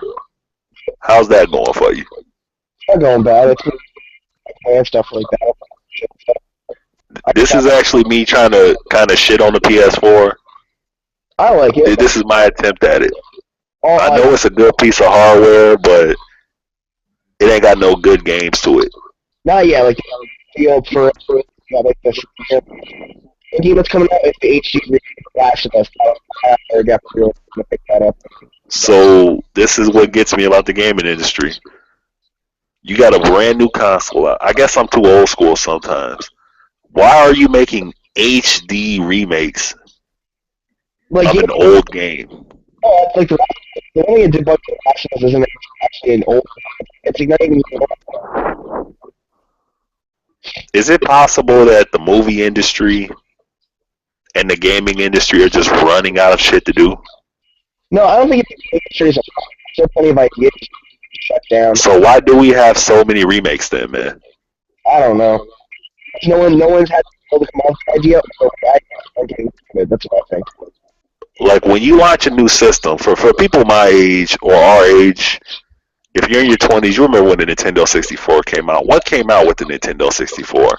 GoldenEye, Mario 64, Donkey Kong Racing, and all this other fucking shit. Same with when the Dreamcast came out. You had a bunch of shit to come with it. PlayStation 1, same thing. But they put out the Xbox Xbox One. Yeah. PS4 with one game with it. And they expect motherfuckers to buy it. Well, they came out with those things too soon. Yeah. They did. No, I think they did. They really did. I think it comes out where, well, I word this here. It's like people that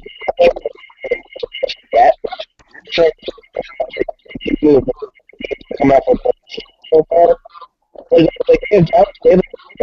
they're actually good. It's like you have to get like a little or having the patience to figure it out. You know what I mean? I just think it's bullshit. It's like, if you don't have the games ready to go, don't launch the system. I just got later. I mean, I know some people bought it right off the bat, but look at, I'm going to say it like Chris Brown. Look at you now. Ain't got no games to play. You got one game, one PS4 quality game to play. How many games do I got? I got like. So you could have played a PS3 and not missed a damn thing. If you still have a PS3 or an Xbox 360, you're not missing anything. Yeah, That's what I'm saying. I've gotten 6 games for those right now. So. I mean, the PS4, it's lighter, it's smaller, and it's quieter. But other than that, what are they doing? They're charging you $10 extra a month? No, it's not even that. It's like still the same price as PSN Plus, $50 a year. We also get free. Oh, man, fuck that shit. I ain't paying shit. Because in the beginning, it was free. That's like your girlfriend who used to give you sex for free trying to charge you for having sex. Mm. Well, I already had PSN Plus anyway on my PS3 anyway, because I was like free shit. Oh, well, yeah, you good. It's okay. Ryan has to defend it. If you have a PS4, you're going to defend this, but if you have a PS3 and you know why you haven't bought a PS4, then you're probably on my side. This is my perspective as someone who's not buying a PS4. At least not till H Hour is announced. When H Hour is announced, I will definitely buy one. But they're still making that game. Okay. For those who played SOCOM, it's basically the new SOCOM. Actually, no. H Hour. If you played SOCOM back in the day, well, they can't get the license from the Navy, so they have to name it something different. Yeah, because the last SOCOM game was so bad. Like, yeah, the last 2 of them, 3, 4 of them were pretty bad. So H Hour is gonna be like, apparently, allegedly, it's gonna be like a return to form for old fans, and they've actually got a if you can actually YouTube it, they actually show you the game while it's in development and the different tweaks they're doing to it. So the fans of the game can give them feedback. Like, no, this bullet's too fast. No, the character moves too fast. how do you doing that with So if you like SOCOM 2, 1, 3, whatever, you need to SOF Soft Studios on YouTube. Subscribe to them and watch the videos they're making. If they're fucking up, you let them know they fucking up. they can make it better? Well, the SOCOM community is so small, so it's unlikely that you're going to get trolls from us. Call of Duty, on the other hand, it's a million of them motherfuckers, but SOCOM, it's not a lot of us. Apparently, with the Call of Duty game, I figured out the game was too repetitive. Because, after all the scale numbers coming over to the fucking game, they finally figured it out. God damn, that game was bad. I returned the game 2 weeks after I bought it. Oh, for real? Yeah, it was. But they just need to make some more games and all that stuff. Yeah, same with the Xbox One, man. It's like, why are y'all just launching systems just to launch them now, man? Oh, no, I think it is. It was kind of the same thing with the 360 and the PS4. It wasn't a lot of games to get because they were trying to figure out the technology. They got used to like the new. I'm doing that though, B. Like, for real, it's like, this doesn't make me want to buy it. I'm not gonna buy a system for one game. Like, the only system that you buy for one game is a Game Boy. You buy a Game Boy to play Pokemon. That's it. No game I actually liked. I can't wait for the first Batman to come out for it. That's a PlayStation exclusive though, so like if you play on Xbox. The only game I will legitly buy the system to play all over again, I used to say GoldenEye, but then they remade it and fucked it up. But now, I don't think they fucked it up. I just think that shooting games have progressed so much from the way they were that you can't just go back. Yeah. You can't go backwards with that shit. It's not like GoldenEye or Counter-Strike where it's like you get the same people that can play it like day and time. It's so hard. You can't play a new audience for it. If you're a first-person shooter game, and you don't have kill streaks, you're fucking up. I don't know. Battlefield. Simple as that. I honestly like Call of Duty changed everything. Like when I play Battlefield, I like Battlefield, but I always wonder what if Battlefield had kill streaks? You know, a UAV. No, It doesn't have to be anything heavy. Like I know people think that it would unbalance the game and everything, but when the atmosphere of shooting games has changed so much, you have to adapt to it, man. I don't know. Now a game, now a game like SOCOM, you can not include kill streaks and it's okay because SOCOM, it's more of a mental game, kind of like Counter Strike. But if you're a first-person shooter, run and gun, you have to have kill streaks. You have to have. Oh, dude, that's because there's vehicles for it, though. Like, Battlefield has vehicles. You know? I don't know, man. I think Battlefield or anyone in the first-person shooter business, if you can do it old school style, where remember all the old Call of Duty games, 3 kills, UAV, 5 kills was something else. You also have equipment, too, with Battlefield. Kits, like the recon have, like, motion sensors and, like, trip mines and all that shit. Like, I think Battlefield should have kill streaks. I think every first-person shooter should have kill streaks. Just balance them. Don't go crazy with them like Call of Duty. Yeah, that fucking. It legitly feels weird. Like when I kill 6 people in Battlefield and I don't get a kill streak, it feels weird. It feels like something's missing from the game. Personally, that's just me personally. I think if you're in the first-person shooter business, you have to at least consider putting kill streaks in the game. I think that's why maybe in Battlefield you make it like 5 kills for a kill streak for your first one. Mm-hmm. I know Battlefield wants to be different from Call of Duty, but Call of Duty has set a standard for a shooting game. Yes, it really has. It's because we call it. It's the most played game today. True, but like I said, though, I don't think a lot of people don't like Call of Duty. Though. They don't like that standard set. Yeah, but I'm not really into it myself. Because like Call of Duty, like we all play it, but it's like the majority of their fucking thing is like kids, you know. That's the majority of like their not fan base, but like buyer base. It's kids, like between like the ages of let's say 13 to 20. That's the majority of their business. They need something like to keep them occupied. That's what that is. Kill streaks. When you go with like Counter Strike or Battlefield, you have stuff to other things like Counter Strike. It's more objective based. Battlefield's more objective based, but it's larger scale and there's vehicles. Which if you use properly, you don't need to have to worry about kill streaks because you got a guy that can use helicopter properly or tank properly. You can fuck shit up. You know. That's just how I feel. I don't think every game should have kill streaks. Yeah.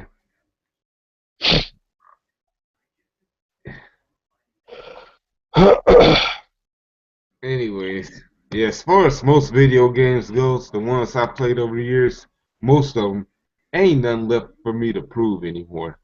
I've beaten most of them. Yeah. Once you do all that, shoot, don't you feel like a king at some point? Yeah. Yeah. I say to myself, I am the fucking man. Nobody can touch me, motherfucker. But it's a few games I got unfinished business with, but I'll never be able to get back to it anymore because, no, I still have the system for some of the games, but still, it ain't the same. If you have a brother to play with and all that shit, and you do it better, it's not the same. Like when I beat the Ninja Turtles game from PS2, not the one with the movie based off of. It's the one with the cartoon from 2003. Me and my brother started playing it like 10 years ago. When I beat it 3 years ago, it didn't feel the same because I wanted to do it with him. Beat it without him. It took me less than a week to do so.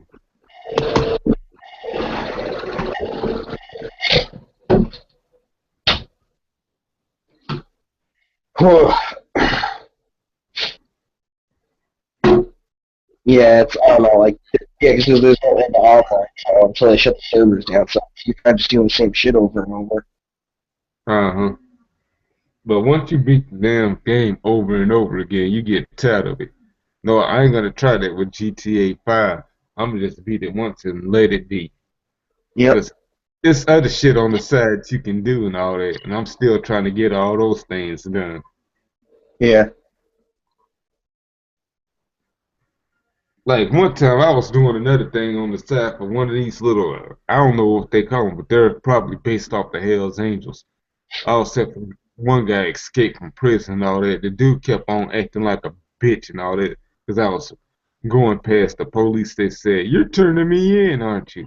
I had to find another way to take him to his spot. Yeah. Dude, that shit's annoying, it. Like,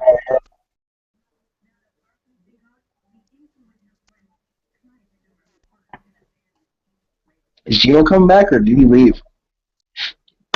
yeah, he said something about 10 minutes, but he didn't tell us about leaving. But I don't know. Shoot, I'm gonna try to check with him. No, I'll message him right now. It's alright. Okay, good. Because if he's not coming back, we'll just end it now. Yeah, just say all this two piece and all that stuff. Yeah, but anyways, while he's gone, I'm gonna just say something about a little someone, but I'm not giving him any well, it's recognition, but I'm not giving him any support or anything because that doesn't obviously help because you speak about it. Like that guy that kept on messing up our show last time. I heard that guy got some mad issues, according to Brain England. I believe it. Yeah, I'm like, he sent her a video of some kind of fecal matter fetish or some type of shit. A guy shitting on another guy. I'm like, oh, I knew this guy had issues. I don't think he's got issues. I think it's just his troll. Yeah. And then I remember he had sent her the same thing that he sent us last time. Some type of gay sex picture and all that stuff. But we kept it on here long enough, then this episode would have been in trouble, and then my channel would have been in trouble. I'm like, yeah, then, yeah, then I said to myself, you know what? Queenie was right. That is his ass messing around with shit. I mean, those many accounts and all that stuff. Yeah, I know he's gonna deny it as usual, but for me knowing Martha about for a year and a half and all that, rarely any word that comes out of her mouth is a lie. She tells, Wait, yeah, she tells the truth 100%. She keeps it 100. yeah.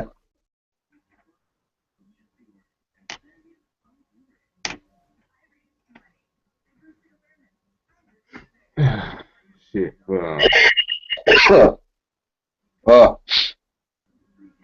What's up? You drinking again? no, I just got over a cold. Yeah, cool.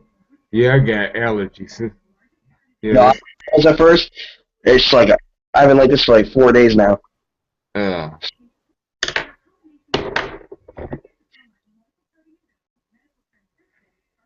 but shit. Anyways, shoot, who else I was about to say something about? Yeah, I remember the last time we tried to invite some few people. No, I ain't even gonna get into their issues. That's their stuff to worry about. Yeah. Yeah, but anyways,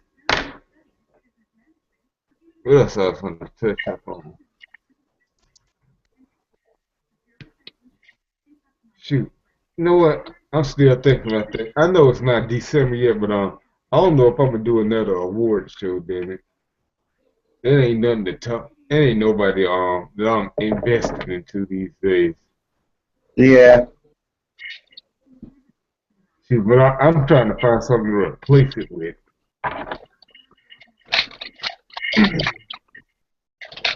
Lord, just find something to replace it with. Lower the nominees and all that stuff in the categories and all that stuff. Yeah. It's, I, two dramas keep boring lately. Say what? The whole YouTube job thing's been really boring lately and repetitive. Yeah, it's pretty much the same shit. It seems like people is like picking a fight with John and all that stuff over every little thing and all that stuff. Then they say he's being a douche and blah blah blah. But half of the people that I'm cool with that has problems with John, no, I'm cool with anyways. I'm straight with it, friends with. So that's why I don't jump into it. Mm-hmm. Hmm. All right, man. Actually, I'm gonna get going because I gotta get going to bed soon. So I'll talk to you guys. I'll be seeing you. Oh yeah. And everyone watching, thanks for watching. See you later. All right. Yes, and yeah, thank y'all for watching. I don't think Gmo's coming back. Yeah, he still ain't answered them. So I guess I ended on this note. Yeah, so all I gotta say is since we're not gonna do one no more sometimes in the future, not anytime soon, it's safe for me to say shit. See y'all niggas next month.